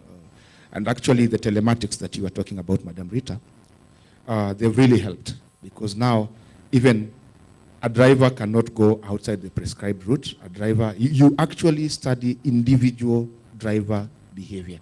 And that is one thing I think we need to take seriously. Telematics, that is the way that the world is moving, because now you're able to monitor your losses per individual. Insurance, when it comes in, the premiums. We now know who is making the company go for losses. But of all this, I would like to speak about one point, and I think we were having a conversation today with Habel. We are forgetting one thing: market dynamics. How market dynamics affect road safety. Like in the trucking industry, I'll talk about undercutting. By undercutting, I mean, for those who don't get, undercutting is, I get to carry a load. The standard price to Kampala probably is 200,000, but because your competitor wants some business, they will charge less by a percentage, by 70,000 and everything. The other competitor will charge lesser and lesser until it reaches to a point where the business is not sustainable. When the business becomes unsustainable, what happens? Vehicle maintenance goes down. And the Minister for Happiness, HR. Now what happens is now, because the business is going down and your turnovers are not making sense, you also don't remunerate your driver well, or you go look for cheap drivers who do not have the requisite training to handle such machinery and property and asset. So what happens? You cannot maintain your vehicle to the correct standards. You buy substandard brake pads, mechanical works, and everything becomes substandard. So the safety of the vehicle, the safety component of the vehicle is compromised. So while we look at all these other aspects, we also need to look at the economic aspect and how it affects road safety. Because if we do not look at that, and I think that is the number one road safety issue for a business person. So it is something we need to look at. There are things we passed, 6 hours driving time. And I remember in that boardroom at NTSA when we were negotiating for that, we were arguing what is driving time and working time. So we were saying, what is driving time? Driving time is the moment a driver enters a vehicle and starts moving that vehicle. Working time is a bit different because this driver has to come, do his checks and everything, probably do some administrative duties before getting into the vehicle. So when we say it is 6 hours driving time, and let us allow, but now implementation of that has become difficult because we have to agree that 90% of the Kenyan truck transporter is so informal. It's only about 10%. And these are just companies like Bamburi and all these other people who do all these things. So let us also look at an aspect of these other 90% who are informal. I'm talking about fleet owners of 3-4 vehicles who are owner managers, owner operators. Those ones have been ignored. But we tried something with Truckers Association, pulling them into circles, doing trainings and everything. But still, we have a very big gap there. So you talked about the blind spot. That is the kind of training we need, and that curriculum should actually come from when they are training the drivers. They need to be taught about those blind spots and everything. Personally, I know the blind spots. Personally, as a truck driver or as a person who has driven a truck, I can know which points I cannot see. And that's where, again, I go back to Madam Rita talking about telematics. Telematics, again, including the cameras, if you put the cameras and everything, there are no blind spots. So we need to look at that issue critically. But I want to say telematics is the way to go. And the curriculum, like the madam has said, then again, I wanted to comment about the schools, because I'm a parent. And when it comes to the school buses, you raised very valid points. The stairs, the steps for the bus. Sometimes they are built commercially, not specifically for schools. But I know there is a law that was passed, it's gazetted already, about to be, but the implementation process actually needs to happen. So we need to have, like you said, you called it the school bus, what? The school buses should not be classified as PSVs. Yes, they are public service vehicles, but give them a special category of it. So thank you. Thank you. Thank you so much, Kennedy. I want to open this forum now for questions from the audience. Yes, we can see one question there, 2 questions, and also the one who is controlling on the online participants. If there is any question there, please let me know. So let's get started there. And then we'll come to you, Herbert. Herbert. Thank you very much. Thank you very much, our speakers, and I thank you also, Mr. Moderator.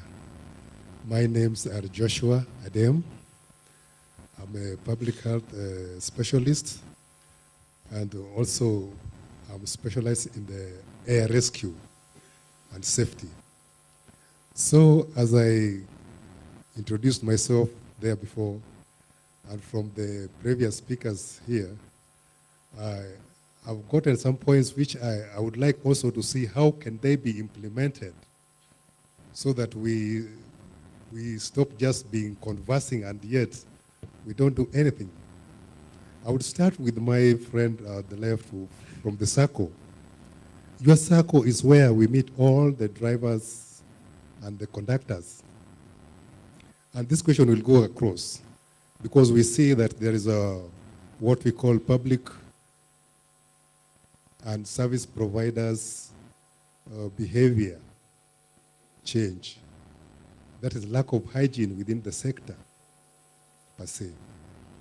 And here is where we meet, and I would like to know from you, how do you plan to influence the sector so that we have the drivers, the service providers, whose conducts, the character, the health is admired by the public? That is to you. And when I come to my friend from NTSA, I was capturing your points very well. You coordinated very well what we should do and what makes the crashes to be more common on our roads. But you missed something. Where do you put the health of the drivers before you give them any driving license? And how do you monitor their health as they continue working? Because in that point, I have a belief, because I'm in that line of health and safety, most of these people, sometimes they suffer from non-communicables. And you know, non-communicable, you can't tell when somebody has diabetes, somebody is developing dementia, somebody has high blood pressure, then he overworks, maybe drives so long. So to me, and from my personal research, this is one area where we see the accidents happening, or those crashes as you call them.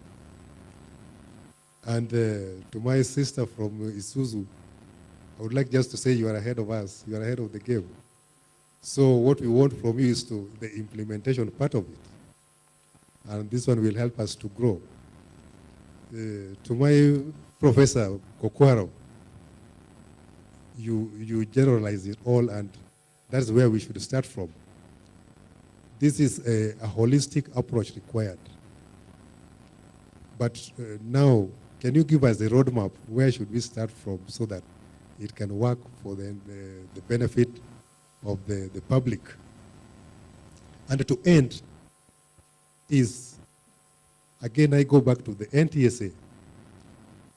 I think to start with, and that what can help us all, as Madam from the Isuzu has spoken, we need a pilot project to bring this thing into practice. And to start, I think if you start with Nairobi as a pilot project to bring up the bylaws from your statements, the causes of the crashes, you come up with the bylaws. This one will impact other regions. And then the entire nation will come to a position of having the road safety understanding. So Nairobi should be an exemplary of what we need on road safety, because every year we celebrate Road Safety Day. But after then, still we hear a lot of accidents happening. So would you mind taking Nairobi as a pilot project and spread it nationwide? Thank you very much. Thank you so much, Joshua. Let's take one question over there. The lady there. Thank you. I have the mic. My name is Collins Maritim from Isuzu, East Africa. I'm in HR as well. And one of the things that you realize from those statistics that was shared by Dr. Kibogong is that 54% of those accidents are involving either motorcyclists island passengers, and also pedestrians. And you realize when it comes to implementation of this strategic plan, and I've gone through it myself, there's a lot of money involved. Of course, it's very costly to do some of the things, because some of the things include road redesigns, a lot of training programs, telematic programs. But I see low-hanging fruits when it comes to some of the aspects, especially the ones that we've talked about by good professor. The things relating to culture. At around Isuzu, East Africa, the famous GM Bridge, there's a pedestrian crossing just above the road. But every morning, thousands of people cross the road just down there. Why? It's because either, as Professor put it, the risk has been lowered and people don't think that it is important. So that, people are walking on the road. People have set up shops on the road. And these are all cultural issues that we need to face. They're actually cheap if we were to focus on. Some of the other things include maintenance of these vehicles. So at Isuzu East Africa, our focus is to maintain the vehicles at tip-top conditions, using the right quality spare parts for the vehicles. But 60% of the parts that are being used are actually low quality, perhaps fake, perhaps counterfeit parts. And it simply takes an effort from us to turn off where the source of these parts are coming from. So that as a person, as an owner of a vehicle, as an owner of this motorcycle, for as long as people are using genuine parts, then we are able to reduce to some extent some of these crashes that are preventable. So my question, and perhaps really it would be a comment, is what can we do to shape culture? Can we refocus much more on this low-hanging fruit relating to culture, even as we allocate resources to the most expensive aspects of our strategic plan? Thank you. Thank you, Collins. Let's take a question from there, and then we can answer those three. Then we'll have a second round. Please pass on the mic to her.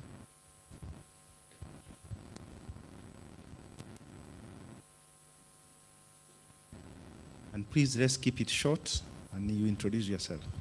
Thank you very much, and I appreciate all the presenters. My name is Teresa Wabuko, representing Sister Rose Omamo, Secretary General of Amalgamated Metal Workers Union. My question particularly maybe is cross-cutting to all the panelists, particularly to issues of education and training. How best do we place the aspect of mental health and the general well-being of the workers on the roads?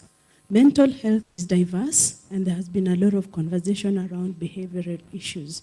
Besides behavioral issues, we have mental health disorders that will result from even drug and substance abuse. Looking at the age that has been mentioned, age 24 to 46, there is a lot of activeness when it comes to issues of substance abuse and drugs as well, alcohol being also one of it. How best are we putting this in curriculum? How frequent do we incorporate it in existing curriculums and in seminars to just make sure that there is an update of the good mental health status of the workers that we put out on the road for the safety of the worker and the safety of all the other road users? Thank you. Thank you for those questions. Let's hear from the panelists, and let's keep the answers short so that then we can get a second round. I think, Dr. I'll go first on the question about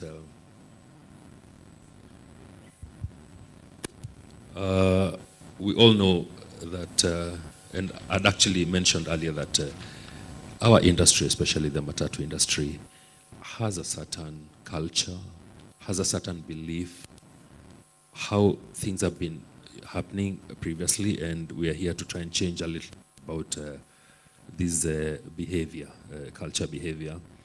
I would say that I'll just mention a few things that we are doing as an industry, SACCOs and companies under NTSA, especially on the Matatu sector. We are doing to see how this culture change is brought about. So one of the things is through the hiring process. Nowadays, we want to hire drivers, we want to hire conductors, we will do a proper advertisement. Our literacy levels in Kenya are quite high. Unfortunately, also, equally, our employment records are also equally high. So we usually attract nowadays a relatively educated population, a population that is well-read. These are now the new faces of our matatus and conductors you would see on the road, people you can engage with, people you can have a proper conversation, and no wonder the culture is slowly moving from the traditional cartel-like employees to professionals nowadays. So hiring, we try in our small ways to also have some structured trainings. And sometimes this is where I want to say thank you very much to companies like Isuzu, because every time we've asked Isuzu for support in terms of training our crews, they've always come through. Nowadays, a very new aspect of this training is actually something called customer service. So it's not only being trained to handle the motor vehicles, it is actually being trained to also be able to engage with the passengers who are our clients we operate with on a daily basis.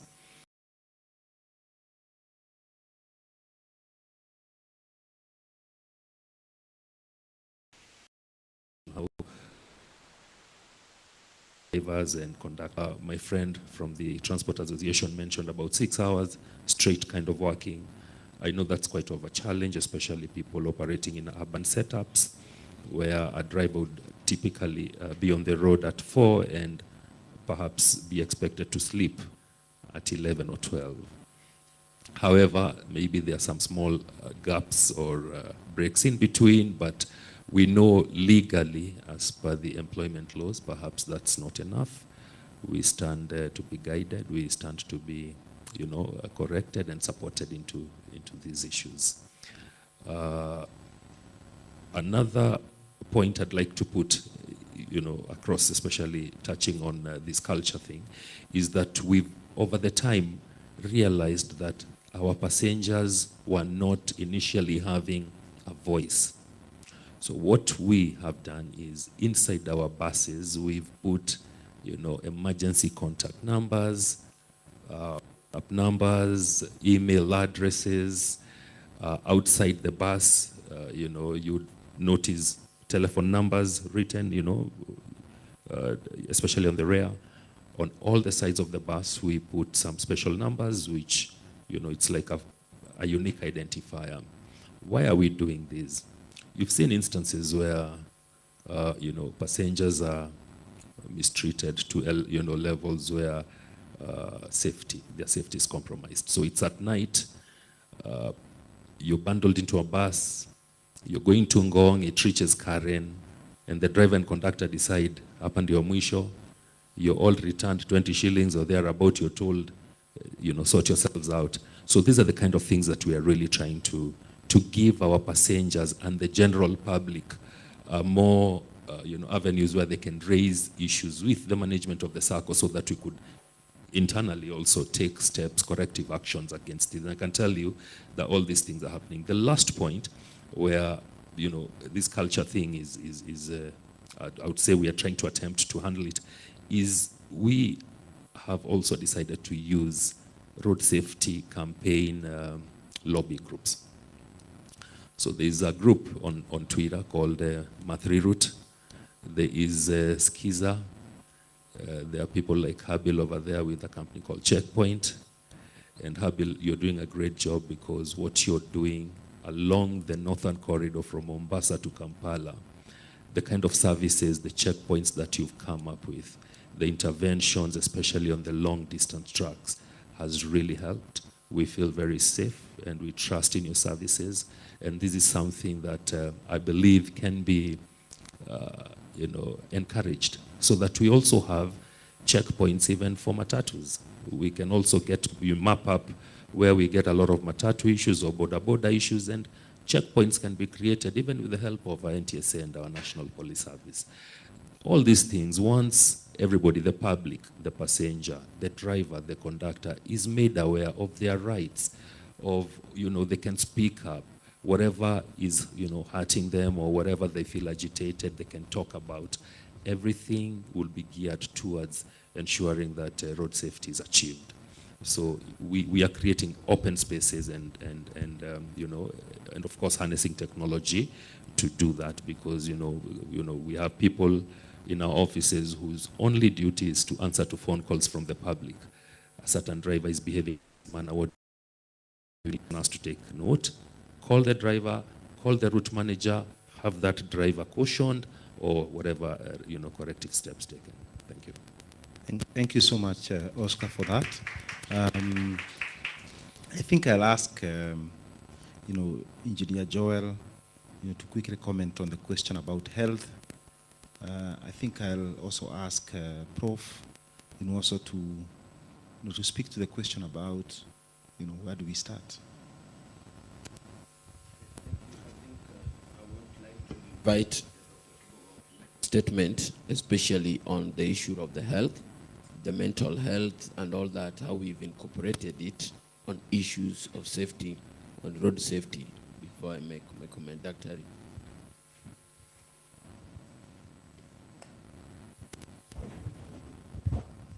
Thank you so much. On matters health, I agree with you that issues to do with your health, both physical health and mental health, does affect the way you operate a vehicle. And indeed, this is one of the areas, and I think during the presentation, one of the areas we were currently working on, and very soon we're going to roll it out, is before you get your license, initially, you should have your medical assessment done on yourself. That's number one. And then number two is when you are renewing. So at first instant, when you are being getting your driving license at 18, 20, 21, 22, depending on when you go to driving school, then subsequent thereafter. As a matter of fact, the reason why driving licenses have renewal is not for purposes of collecting money. The real reason is that so that you always go back to the regulator for purposes of assessing you or for some form of assessment, so that now you get renewal. That's why you get your license every 3 years. And that every 3 years, the thinking is, and this is one of the things, is we need to have your eyes checked, your hearing, and other faculties as well, which is well stated up in the driving school rules on matters that, and also that touches on matters mental health as well, including checking on if there's any reason to check on issues with substance abuse, which would probably affect your driving or how you operate that machine. That becomes very critical.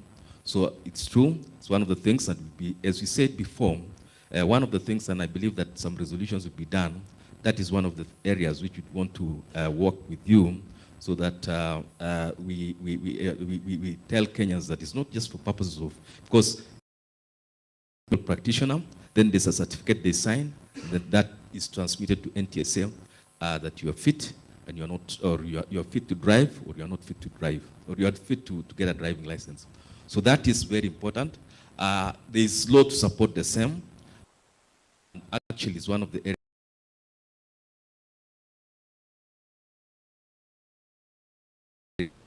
you are,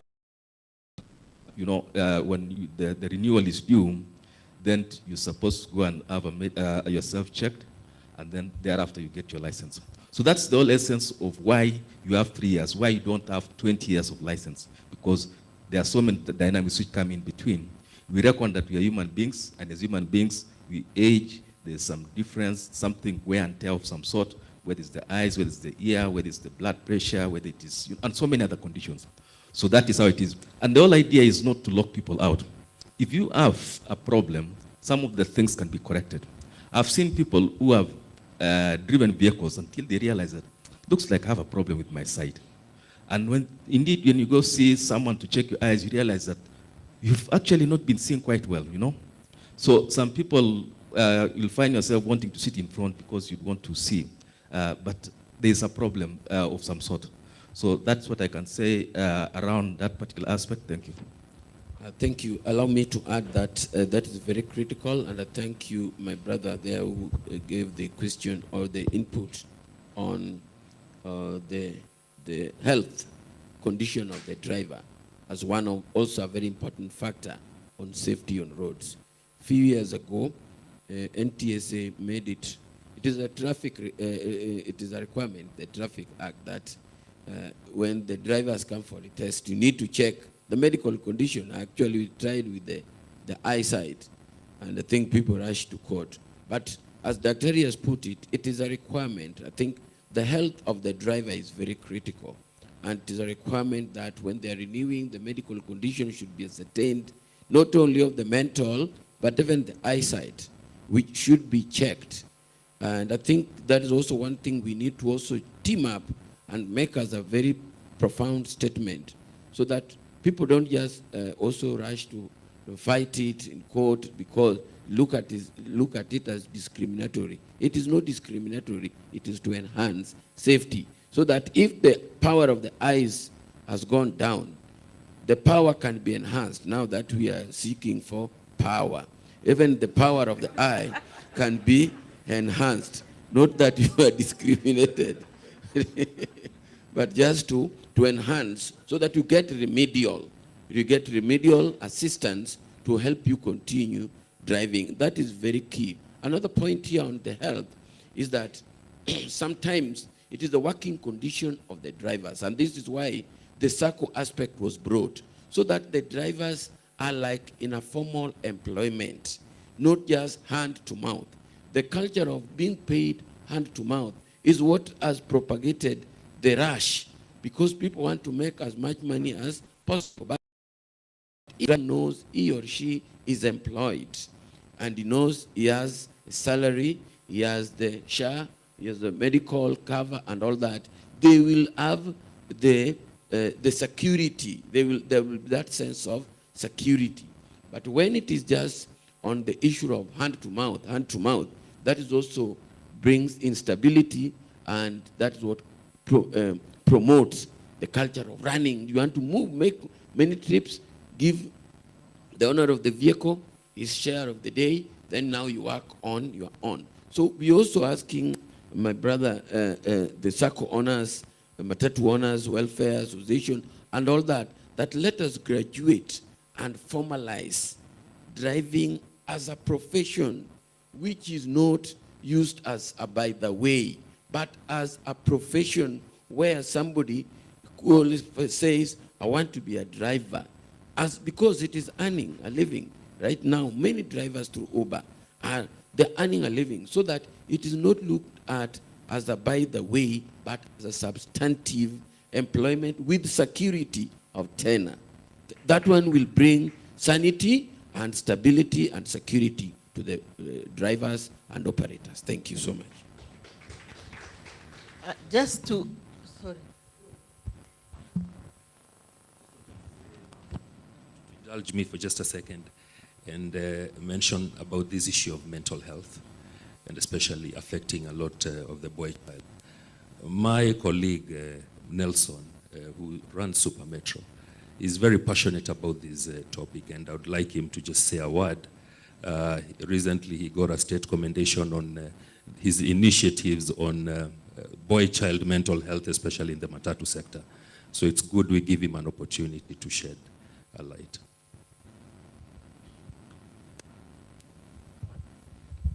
Thank you very much, the moderator and all the panelists.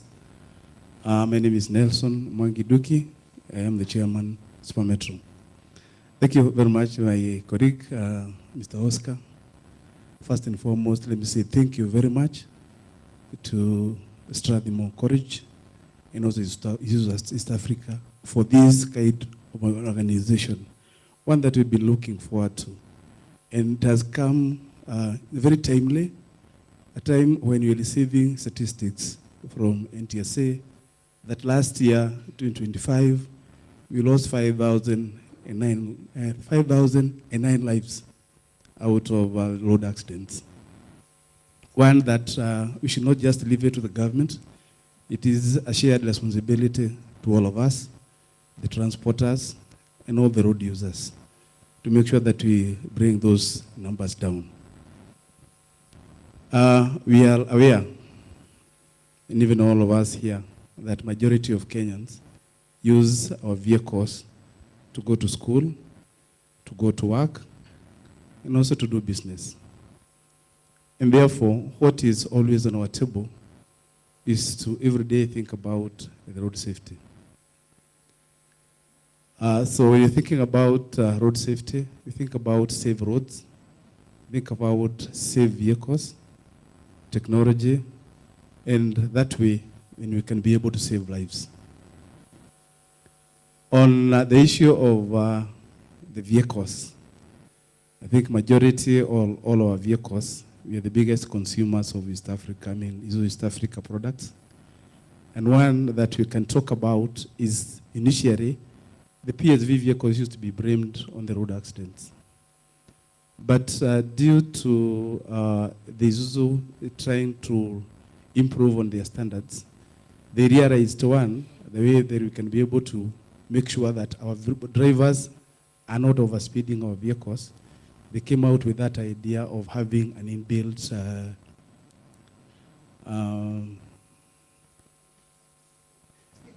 speed limiter. One that has really made sure that our vehicles don't overspeed. And the other one is training on our drivers. Because now after the speed governor is inbuilt, the other one is try to freewheeling. One that I can thank is East Africa with all the circles. We've been having some trainings on the same. Secondly, now that there's a partnership between East Africa and Strathmore College, and we would want this one to move further, to be between Strathmore, East Africa, and all the circles in this country, so that we together we can be able to train our drivers. We have been training our drivers on our own. And we have really tried to bring sanity and order in the industry. We know the way it is not the way it was some years ago. This one now we would want us to move further. Thank you, Dr. Harry Duncan from NTSA. And thinking about a curriculum is one. But the other one, I think we need to be more louder on the road safety, much more than that, through the national government. Even if it's on the barazas and all that, let everybody know that we all have responsibilities. Whether it's a pedestrian, a cyclist, whoever it is on the road should actually know it is all our responsibility on this. The other one is on roads. Because here I think we're only talking about the motor vehicle and all that. But also, there is also a responsibility on the government to make sure that when they are doing roads, they also give provision to picking and dropping points. Because sometimes they are no longer there. There are no footbridges. And even the walking paths, these need also to be created so that at least we have very few people crossing the road. Because sometimes you see people are knocked down because they are crossing the road and there is no footbridge anywhere and you walk for so many kilometers. So this is one other area that also requires to be addressed. On the issue that my colleague here has told me to talk about, on the wellness of our drivers and conductor, and thank you very much, because there's another one who had also talked about the health of our drivers and our conductors. One is that we have been talking about even having a courage for our drivers and for conductors, because we're not dealing here with a normal driver. We are dealing here with a driver who is driving for more than 12, 13 hours in a day. And that one, that driver, after driving for 12, 13 days, you expect that person to go back to his house and have time with the family. You don't know what has transpired in the family. You don't know the medical history of that driver. So that is one area. And again, out of now the economic hardships, you find these drivers have entered in drunkenness, they are taking drugs and all that. So we have started special training for these people through counselors and ourselves to try to identify why would a driver be involved in an accident where you don't even expect an accident to occur due to stress, due to the economic hardships. So these are other areas that we'd also want all the like-minded to come together. The Strathmore, Isuzu East Africa, and others, so that we can see what can we do to our drivers and also to our conductors. The other one, as I finish, is that we have been talking so much and blaming our drivers, and also blaming our conductors. But it's also important for us to ask ourselves, where do we source these conductors from? Where do we get them from? Our government does not even know where we get them from. So we've been asking the government, is it possible that we start a college to train our conductors even for 6 months so that they can know how to handle our passengers? This has never happened. And I love and like this forum. When I was seated here, thinking about it, people who are here and thinking, what can we do so that we can come out of this problem that we've been having? Not just blaming every time we are talking about the public service vehicles. We have tried. What can Kenyans do? Can we join hands together and improve the industry? I leave it there. Thank you for the opportunity. Thank you. Thank you so much. I think because of time, I'm just going to give 2 minutes to Habel. First, you tell us what is this good thing you are doing. And then if you had a question, you can ask the question, because really we are pressed for time. Good afternoon, everyone, and thank you so much, Isuzu, for the welcome. I want to speak to individual performance to road safety.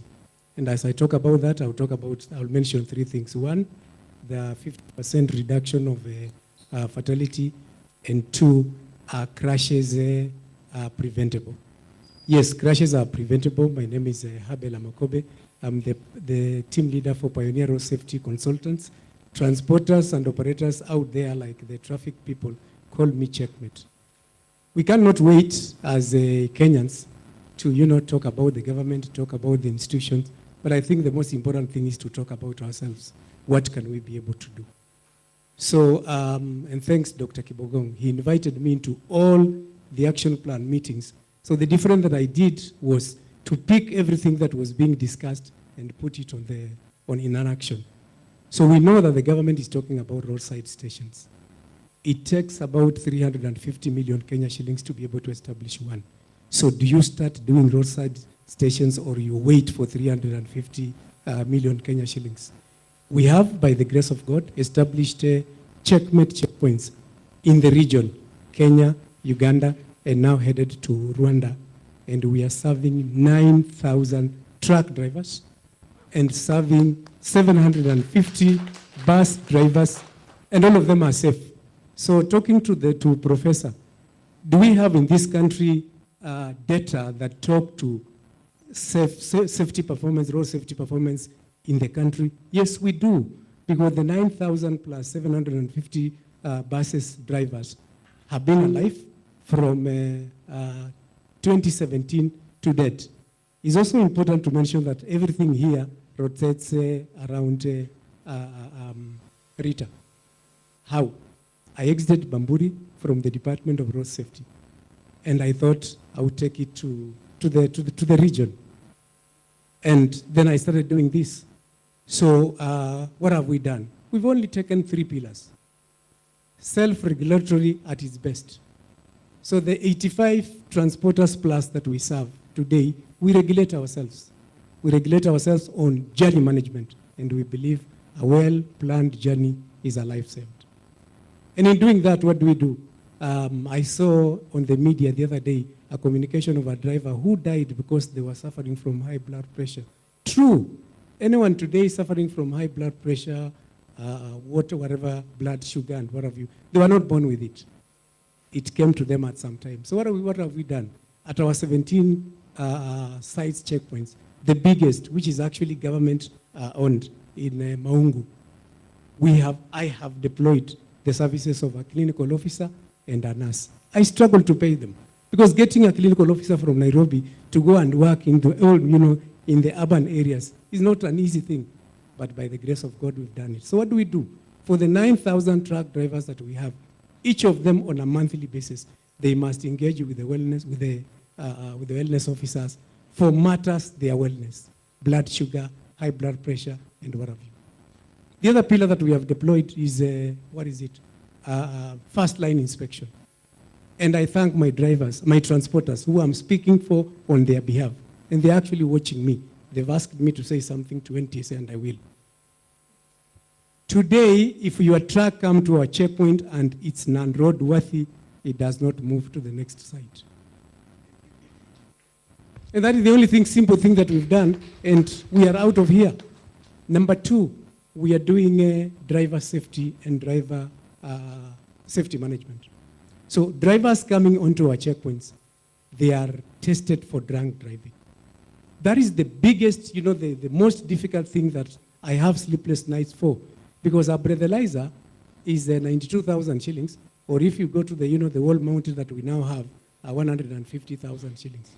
So ourselves, our drivers, our transporters, we have self-regulated ourselves that if a driver is drunk, then they will not proceed on the next journey. But I liked when Dr. Kibogong talked about road safety, because the only thing that lacks in this country, which must come like yesterday, is a road transport policy. Because today, so you have a driver who is drunk, what do you do with him?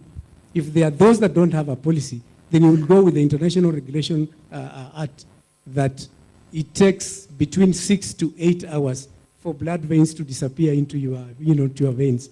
Then would retest the driver and have them go.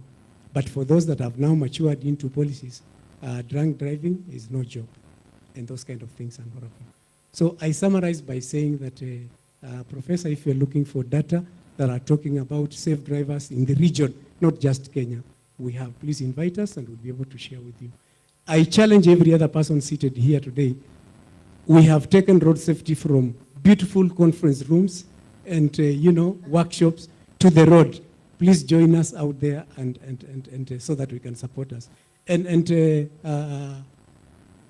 Metro, I want to really urge you, because the bus owners reached out to us and said, are you able to craft something like you've done for the truckers? And we did. Today, if you go to Mtito, we are so big because there is no driver that passes Mtito without going through our 3 SOPs. And for me, that is when I really thanked God. Because looking after truck drivers, you only have one truck, one driver. But when now you're looking after the, the safety of the bus driver, you have the safety of 48, 50 plus whatever. So we really prepare to come and sit with you and be able to craft something that can work for us. Safaricom reached to us the other day, because when they were doing, I don't know, the 50 years, the 14 years, they saw a very good initiative at Kiboko, and they even invited us for a presentation. Now that we're here, I'll be able to see you behind the tent. Thank you, and God bless us. Ladies and gentlemen, we are really out of time. I see the two of you. We are really out of time. We've not addressed the questions from the teams and the questions from YouTube. So I'll run through what we have on Team YouTube, and then the moderator will decide as to whether we'll get to the two of you, right? So very quickly from Teams, someone says, once upon a time, trailers were not allowed on the roads at night. Nowadays, we only hear about this when there's a major accident. And as soon as the noise of the accident dies down, the trailers are back on the roads during the night. What is the actual NTSA position on night driving for trailers? Another question, you might see it there as well.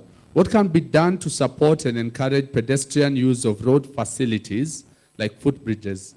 Has any assessment been conducted to determine why people prefer to cross roads instead of using these facilities?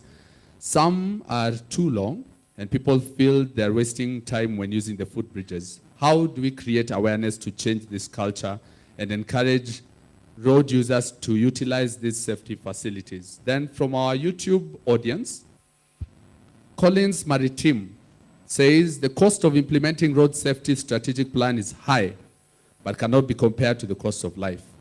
There are elements relating to culture which are low-hanging. Why can't we focus more on this? Ernest Machasio says, in the design of major highways, bus terminuses are not provided. For instance, Outer Ring Road does not have drop-off points for PSV buses, which exposes passengers and other road users. Please consider. I believe this was also noted in the presentation by Dr. Gibogong. Huntington Ouma says, efforts have been put in place to enhance safety, but not until culture change is embraced in this country. Road crash fatality will keep on increasing. We need to borrow a leaf from our brothers in Tanzania. Then finally, there's a lady who's come and told me to ask this question. When we convene in 2030, how will this conversation be any different? This is Stephanie from Isuzu, who's seated right at the back. Now, so that I don't get stoned when we leave here, it is for you to decide whether we get those two questions or not. Well, I think if you can promise Eva to spend only 30 seconds, if you can promise to spend less than 1 minute to ask the question, I'm happy to. So please, let's be brief because time is not with us. Okay, thank you. Eva. Thank you very much, Dr. And mine is not a question, actually. It is a proposal because I think we promised ourselves we are walking away with resolutions today. My name is Eva Muraya from Avid Public Relations Limited, a partner to Isuzu, a BSD group company. I'm happy that a couple of speakers earlier told us that they are teachers. So the proposal that I have, knowing that in our education system, and I really thank Nelson for sharing as he has done about the behavioral change achievements and the milestones we've seen with Metro. What if we and now begin to identify those drivers, be they motorcycle ones or truck drivers or bus drivers, and from a grassroots level, identify them and begin to celebrate the good behaved drivers.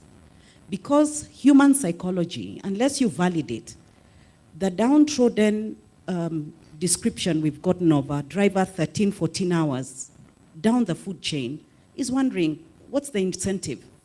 The faster I drive, the more money I will be able to bring home. But can you imagine if we flipped it and began to create role models and inspirational profilings from a very grassroots level, using music festival, drama festival, moving it up to a national level. And I think NTSA can lead us in creating a way in which we celebrate good behavior. And yes, perhaps will be a huge difference. So that was my contribution. Thank you. Very briefly, please. Yeah, good morning. My name is George Kakambi. I'm from the civil society. And I had a proposal and two observations. I was proposing the next time we have a summit, we also have a panelist. From the panelists, we also introduce a law enforcement, people from the law enforcement. Why am I saying so? Because I've not heard anyone mention matters relating to enforcement and corruption. And when you look at these two aspects, enforcement and corruption, I think they contribute so much on the carnage on our roads. And they are a big impediment on our roads.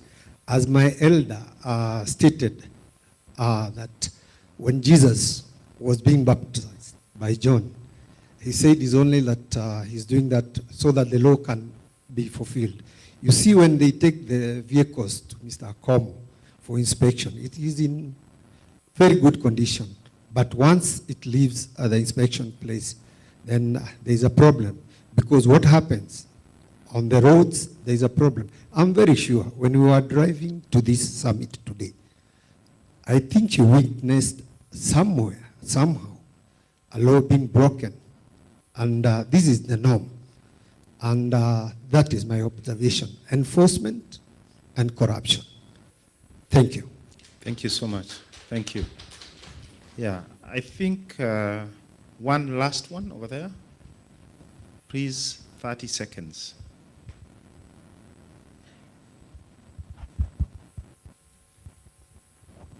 Thank you very much, because you have seen my hand. And I want to thank the panelists. I'm David Jorogi Kerry, Chairman, Road Safety Association. We are dealing with safety. That is our work. And I want to thank very well this Isuzu, East Africa. We have seen your work. As we don't come to a factory, but we send people, our officers on the road. And you are doing a good job. Coming, for instance, there are very simple things which we don't follow, and they cause so many accidents, like safety belt. You're using the E16 standard, which is perfect. I think NTSA, it is time, because we have many bodybuilders, we have manufacturers in Kenya. If all can follow what Isuzu are doing, because they're doing a good job, look at their vehicles at night, the reflective material they use. It is very difficult to hit an Isuzu truck on the road. But look at us, these things are manufactured in Kariobangi, and they are being used on these vehicles. Those are small things. You might think they are small, but they are contributing to many deaths. Thank you very much. And again, I want to thank a gentleman here. He has said, we've been having so many meetings here, boardroom meetings, workshops, but we discuss very well, and we get out of these boardrooms having very good things, but they are never implemented. So before you leave here, all of you, tell us, what are we going to get in 2030? We lost 5,000 Kenyans last year. How many are we going to lose this year, up to 2030? What are we supposed to do so that we implement? Thank you. Thank you so much. Thank you so much. And that's a good way to end, because I've been listening very carefully and also taking a little bit of notes on some of the commitments, some of the declarations, some of the suggestions. And thank you very much for asking that question about 2030, because I think that's the most important question. When we look back, in 2030, what are some of the things that we discuss here that we would like to see? Let me start, by articulating what I had as the commitment being made by our panelists, and also, with your contributions. So the first one that came, to mind and very clear is that we commit to support evidence-based policies and regulations that promote safer roads, safer vehicles, and safer road users, contributing toward the national goal of reducing fatalities by 50% by 2030. So it's very clear there's a commitment there that we must reduce fatalities by 50%. I also had, some sort of commitment where we commit to strengthening fleet safety management, including driver training, vehicle maintenance and monitoring systems for organizations operating vehicle fleets.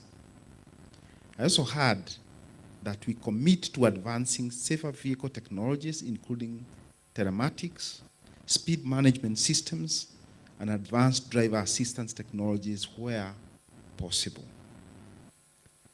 I also had the commitment to promote road safety education and awareness across communities, workplaces, schools, and recognizing the importance of shaping road user behavior and celebrating good behavior. Lastly, in terms of the commitment, I had a commit, to monitoring and reporting progress on road safety initiatives, ensuring transparency and continuous improvement. When I went to school, I was told a commit is a commit, and it must be fulfilled. But for us to fulfill those commitments, I think it is important that some declarations come out of this conversation. Probably we call them, the 5 Strathmore declarations. The first one is original equipment manufacturers, the likes of Isuzu, to to finance the development and implementation of mandatory refresher training for all PSVs and school bus drivers for their brands. This should be a precondition for PSV, and now we have also been told SSV, school service vehicles, and school bus driving license renewals. So very critical that we've got that. The second one is to ensure telematics, and sales with service registration for all school education institution transport system, where we have school, referencing to school road traffic regulations. I also hear a declaration around, and that came as a last point that was being mentioned there, about the enforcement. But I was just thinking,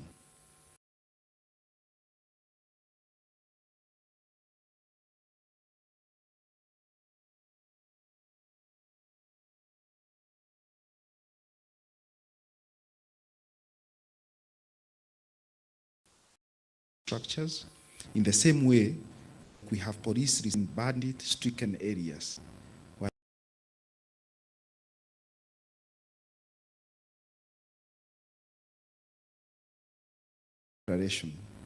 Number 4, and very important for our young ones, is to revamp road safety clubs and children's safety parks to instill culture of safety among children early in life. Safety parks in all the 8 regions of the country.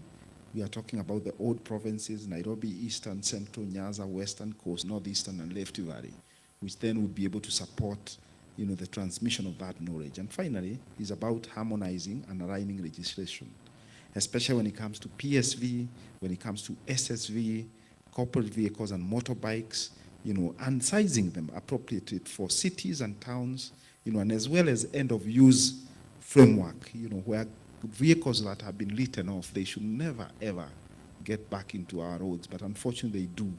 Also ensuring that, road safety becomes part and parcel, of the performance contracting, but also more important, ensuring that we have medical checks for drivers for them to be able to acquire licenses. I think we have 5 commitments, we have 5 declarations.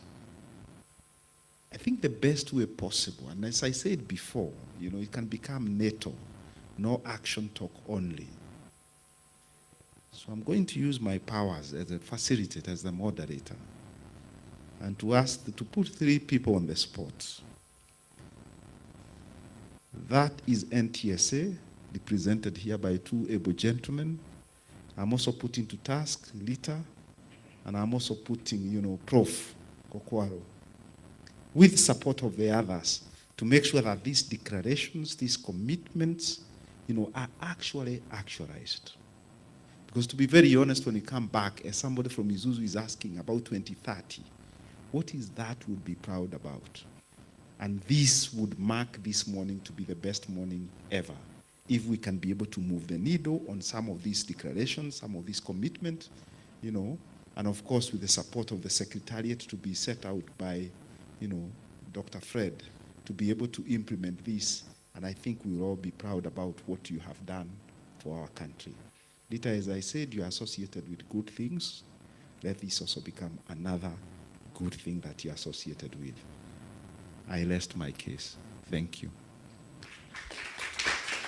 A round of applause, a better round of applause, ladies and gentlemen, to our moderator and our panelists. Just before you take your seats, we have a culture of rewarding our guests, and especially because of time, I'd like to call upon Duncan Muhindi, Communications Manager, Isuzu East Africa, who will assist us. And the person who will be awarding our panelists and our moderator is Shadrach Mwangangi, Director, Executive Education here at the Strathmore Business School. Over to you, Duncan.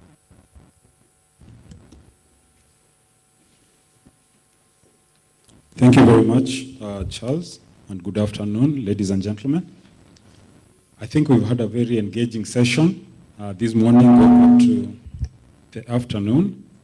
And we really appreciate the contribution of our very, very active audience, our audience also online, and of course led by our very distinguished panelists who've really shared their insights.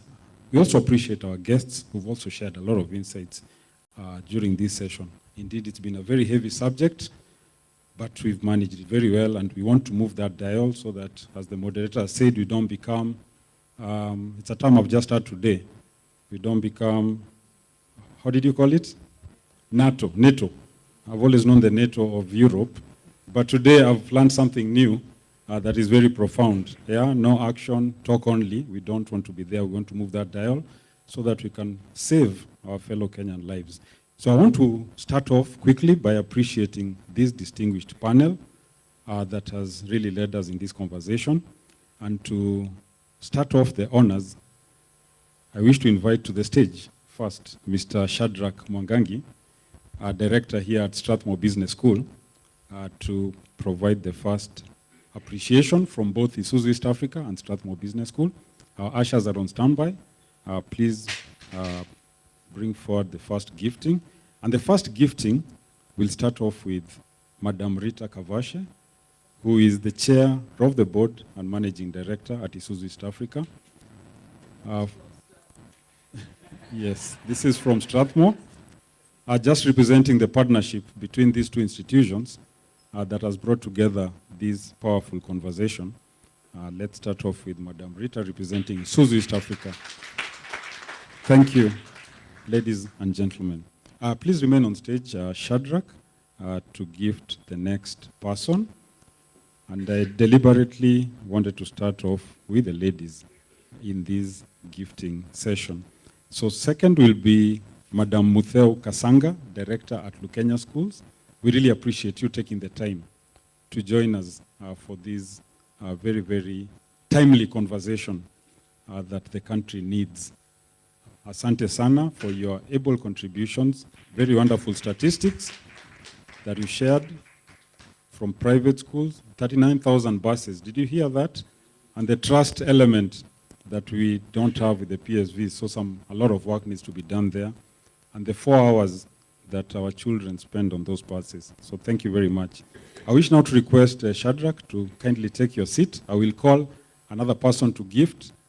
I wish now to invite our own Dr. Fred Wasike. If Dr. Fred Wasike is around. Oh, he's there, definitely. Yeah, he's our Director for Human Resources and Corporate Sustainability at Isuzu East Africa, otherwise known as the Director of Happiness. And he's the one who will now appreciate our next panelist. And I think it's only fair that we now invite Professor Gilbert Kokwaro. Professor Gilbert Kokwaro, I think he can receive the gift from Dr. Wasike. Thank you very much, Professor, for your able contributions. Director, Institute of Healthcare Management here at Strathmore University. And then I will request Dr. Wasike to remain on stage. I think I did a misstep there by skipping our good friend from Safaricom, Eve. So Eve, it's now your turn to receive a wonderful gifting from Dr. Fred Wasike. Thank you very much for joining us all the way from Safaricom for this very, very timely conversation, and also demonstrating the kind of work that Safaricom Foundation is doing. Asante sana, and we look forward to working more with you to move this dial and save lives. And please don't go away. As you heard, there are a lot of conversations. People want to see you nyuma ya tent, as we say here in Kenya, so that we can continue the collaborations. I now wish to invite Engineer Opere Akomo also to receive a gifting from Dr. Fred Wasike. Again, to thank you so much from the kind of work that you're doing at the NTSA. And like we heard from Prof earlier, it's not only the NTSA's mandate, it's also every Kenyan mandate to support so that we can be able to save lives. Thank you very much, Engineer Opere Akomo. I now wish to invite our other panelist, who is the CEO, Metrotrans. Last but not least, of course, Oscar, Rosanna, to also receive this token of appreciation from Dr. Fred Osike. Thank you very much, Oscar, for coming and sharing your insights this morning. One of the best PSV circles in the country. We really appreciate your partnership. I wish to request perhaps Dr. Wasike to take a break as I invite Dr. Michael Musyoka to do this next round of appreciation. And we shall start off by, thank you very much, Dr. Wasike, as you take your seat. Dr. Michael Musyoka is our manager for sustainability and our chief host, even this morning, together with Strathmore Business School. And he will be gifting our able moderator, Dr. Edon Mongai, he who is well known as a sustainability evangelist and a champion, and you heard how he managed this particular panel. We really appreciate it. Let's, a round of applause, please, for Dr. Edon Mongai for his role as a moderator and for highlighting the commitments and declarations emanating from this seminar. Thank you very much. Now, ladies and gentlemen, we now go into a very interesting segment where we also want to honor members of this audience who've contributed very, very strongly to this conversation. And I have the pleasure of starting off with, and this time we'll, ladies first, of course. We'll start off with Triza. Triza, who is representing the Amalgamated Metal Workers Union, Secretary General Rose Omamo. Please come and receive our token of appreciation for being a very active member of the audience, asking your questions and giving your comments to advance this conversation. Please receive this token of appreciation from Dr. Michael Musyoka. Thank you very much, Triza. All right. All right, so I also wish to invite to the stage Mr. Kennedy Karisa, who spoke very passionately from the transporters side of things, from truckers. He's been very passionate about this subject for a long time, as you heard, contributing even strongly to the formulation of the National Road Safety Action Plan and Policy Framework, a good partner of the NTSA. I want to appreciate also you coming to join us this morning, and we look forward to a stronger partnership moving into the future. Mr. Kennedy Karisa, thank you very much. Let's appreciate Mr. Kennedy Karisa. Allow me then now to invite to the stage Habel Amakobe. Habel Amakobe from Road Safety, Pioneer Road Safety, and Checkmate Initiatives. Thank you very much for coming and joining us. Again, another passionate proponent of road safety in this country. We really appreciate you coming and making your comments from the audience. All right. Then we had a gentleman known as Joshua. I don't know whether he's still in the room. Joshua from Rescue Care. Yes, Joshua, please come to the stage so that you can receive your token of appreciation from Dr. Michael Musyoka.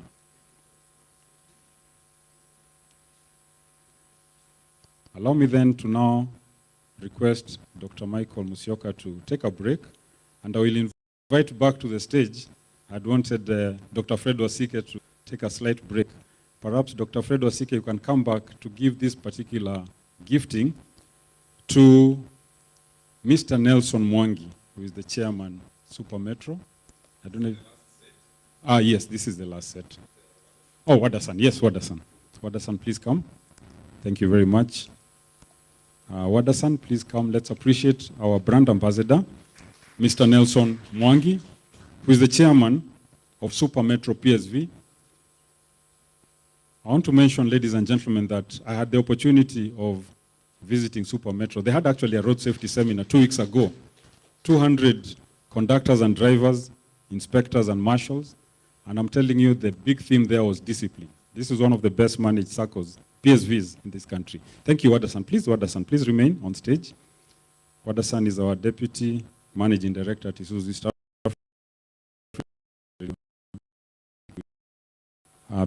Next, gentleman Askavi, he spoke very passionately towards the very end. I don't know if it's Kakavi. Yes, please come to the stage so that we can also appreciate you.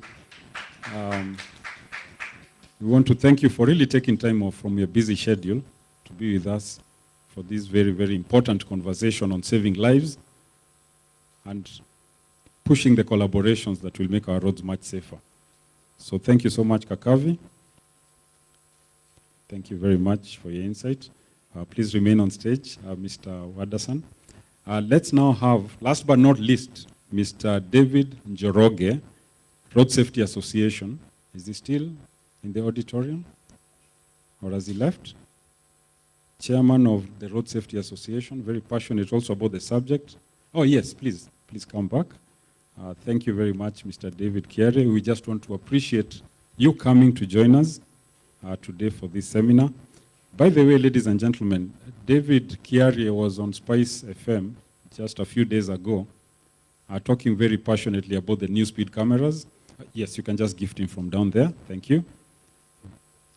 Asante sana, Mr. David Kiare. You need to listen to that particular clip where he spoke perhaps questions that the rest of us in the public were not able to ask.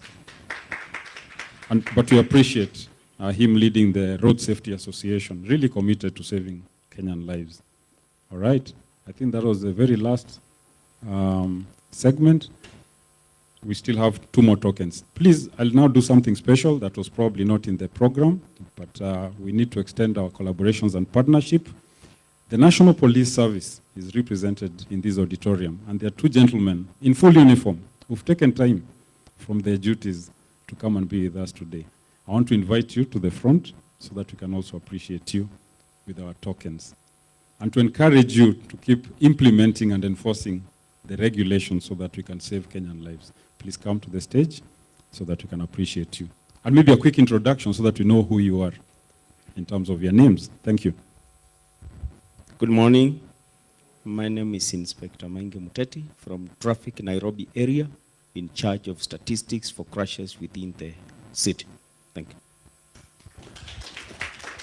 Thank you very much. My name is Chief Inspector Hassan Boya, in charge of road traffic police headquarters. I've been working with several stakeholders. We have Super Metro, Metro Trans. My good friend Checkmate is doing a very wonderful job, and other stakeholders. I'm here for the second time at Strathmore University. So we have been doing a lot of job with Strathmore University, with other universities in matters of road safety. Thank you. Thank you very much, officers, Muteti and Ongoya, for joining us. We really appreciate it, and we look forward to working very, very closely together as we continue to implement road safety measures in this country. And you know, ladies and gentlemen, each one of us is a potential victim of anything that goes wrong on the road. And that's why this conversation has been so vital this morning. So Wadasan, please, let's do the honors, our ushers. Please, let's hand over our token of appreciation to this gentleman. Thank you very much. Thank you very much. All right, a quick photograph.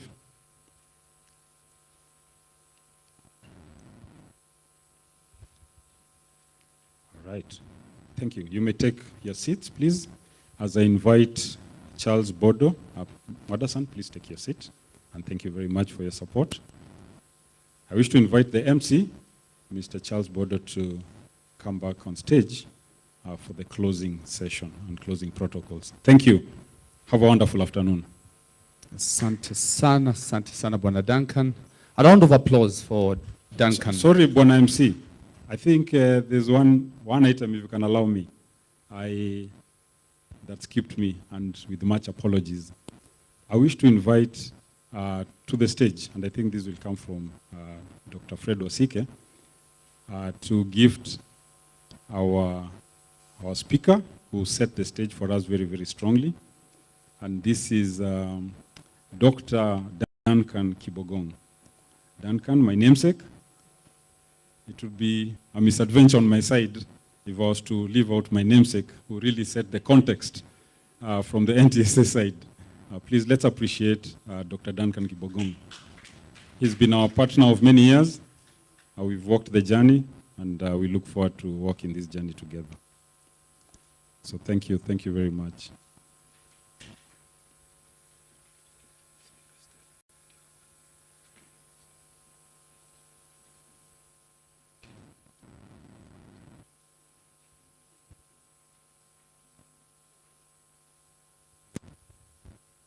All right. So I think we are okay now. Okay. Dr. Musyoka.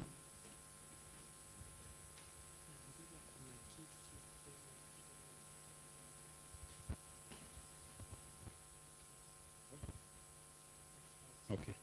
Great. Sorry, ladies and gentlemen, I've just been informed that today we're actually pretty generous, very kind to all our partners and all our guests.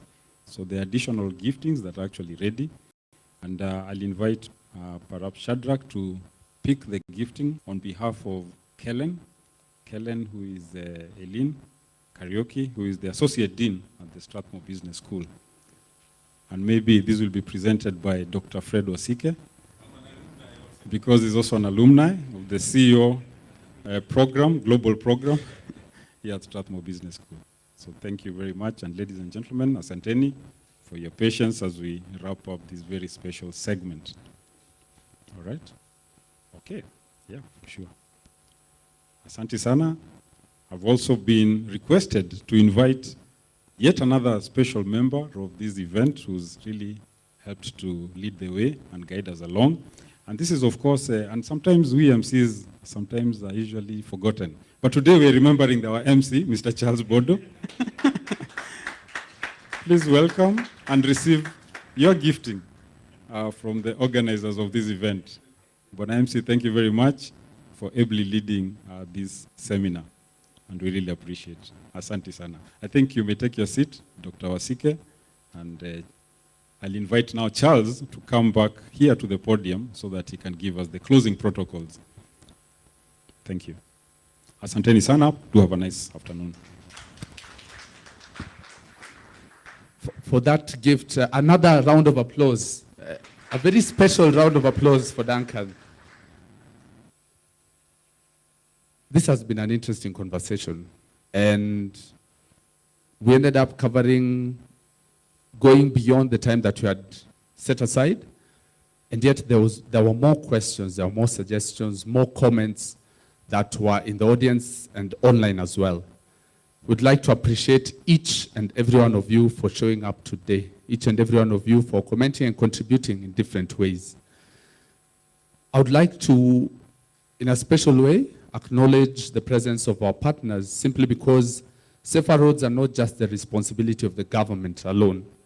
It requires a partnership between different stakeholders, regulators, educators, road users. But for now, allow me to recognize the presence, the support of Safaricom, NTSA, PSV owners, and definitely Isuzu and the Strathmore Business School for being here today and setting this up. Just a quick reminder before I call on Shadrach Mwangangi, our Director, Executive Education, to give us the vote of thanks. Remember to sign the media consent form if you have not. In the age of data protection, it is very important. After the event, we'll have group photos right outside, so don't skip that. And the rumors I've heard is there might be some bitings. I don't know whether the rumors are true. Remember, our hashtags are driving sustainability. You can use that one, or use Isuzu East Africa Safer Roads at 50. We'd like to thank our online audience for joining us today and contributing in their own special way. I'm not sure I'd still have my job if I don't mention that here at the Strathmore Business School, in addition to the Global CEO program, we have the ESG Executive Program, the Climate Change Executive Program, and Sustainability Leadership Program. You have around you and at the entrance more information about these programs. We'd like to welcome you. The meal you've had today is good, but there's even better if you're a student. Allow me to call upon Shadrach Mwangangi, our Director, Executive Education, to give us our closing remarks. Thank you, Shadrach. Thank you very much.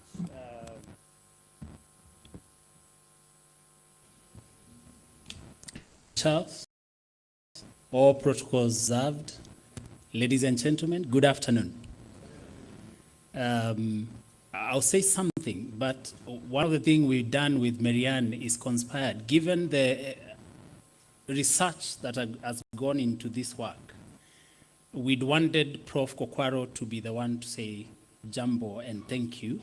And so I will still do that when I say thank you to all of you. And as I say thank you, I want to recognize especially the partnership we've continued to experience with Isuzu East Africa.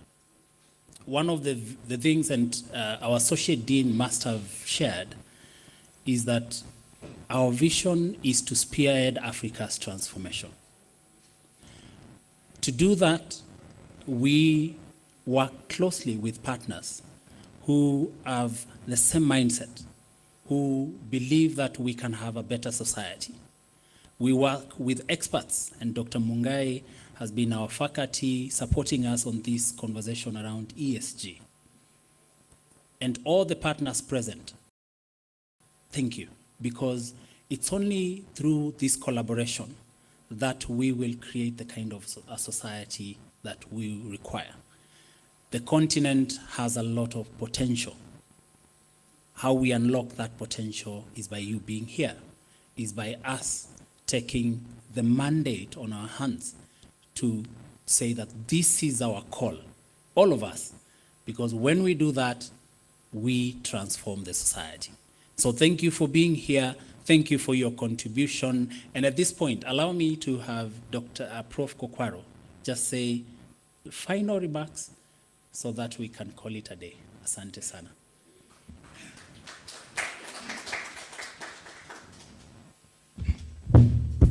Shadrach, you are a young man who doesn't. I had delegated power to you. Look at this. Thank you very much.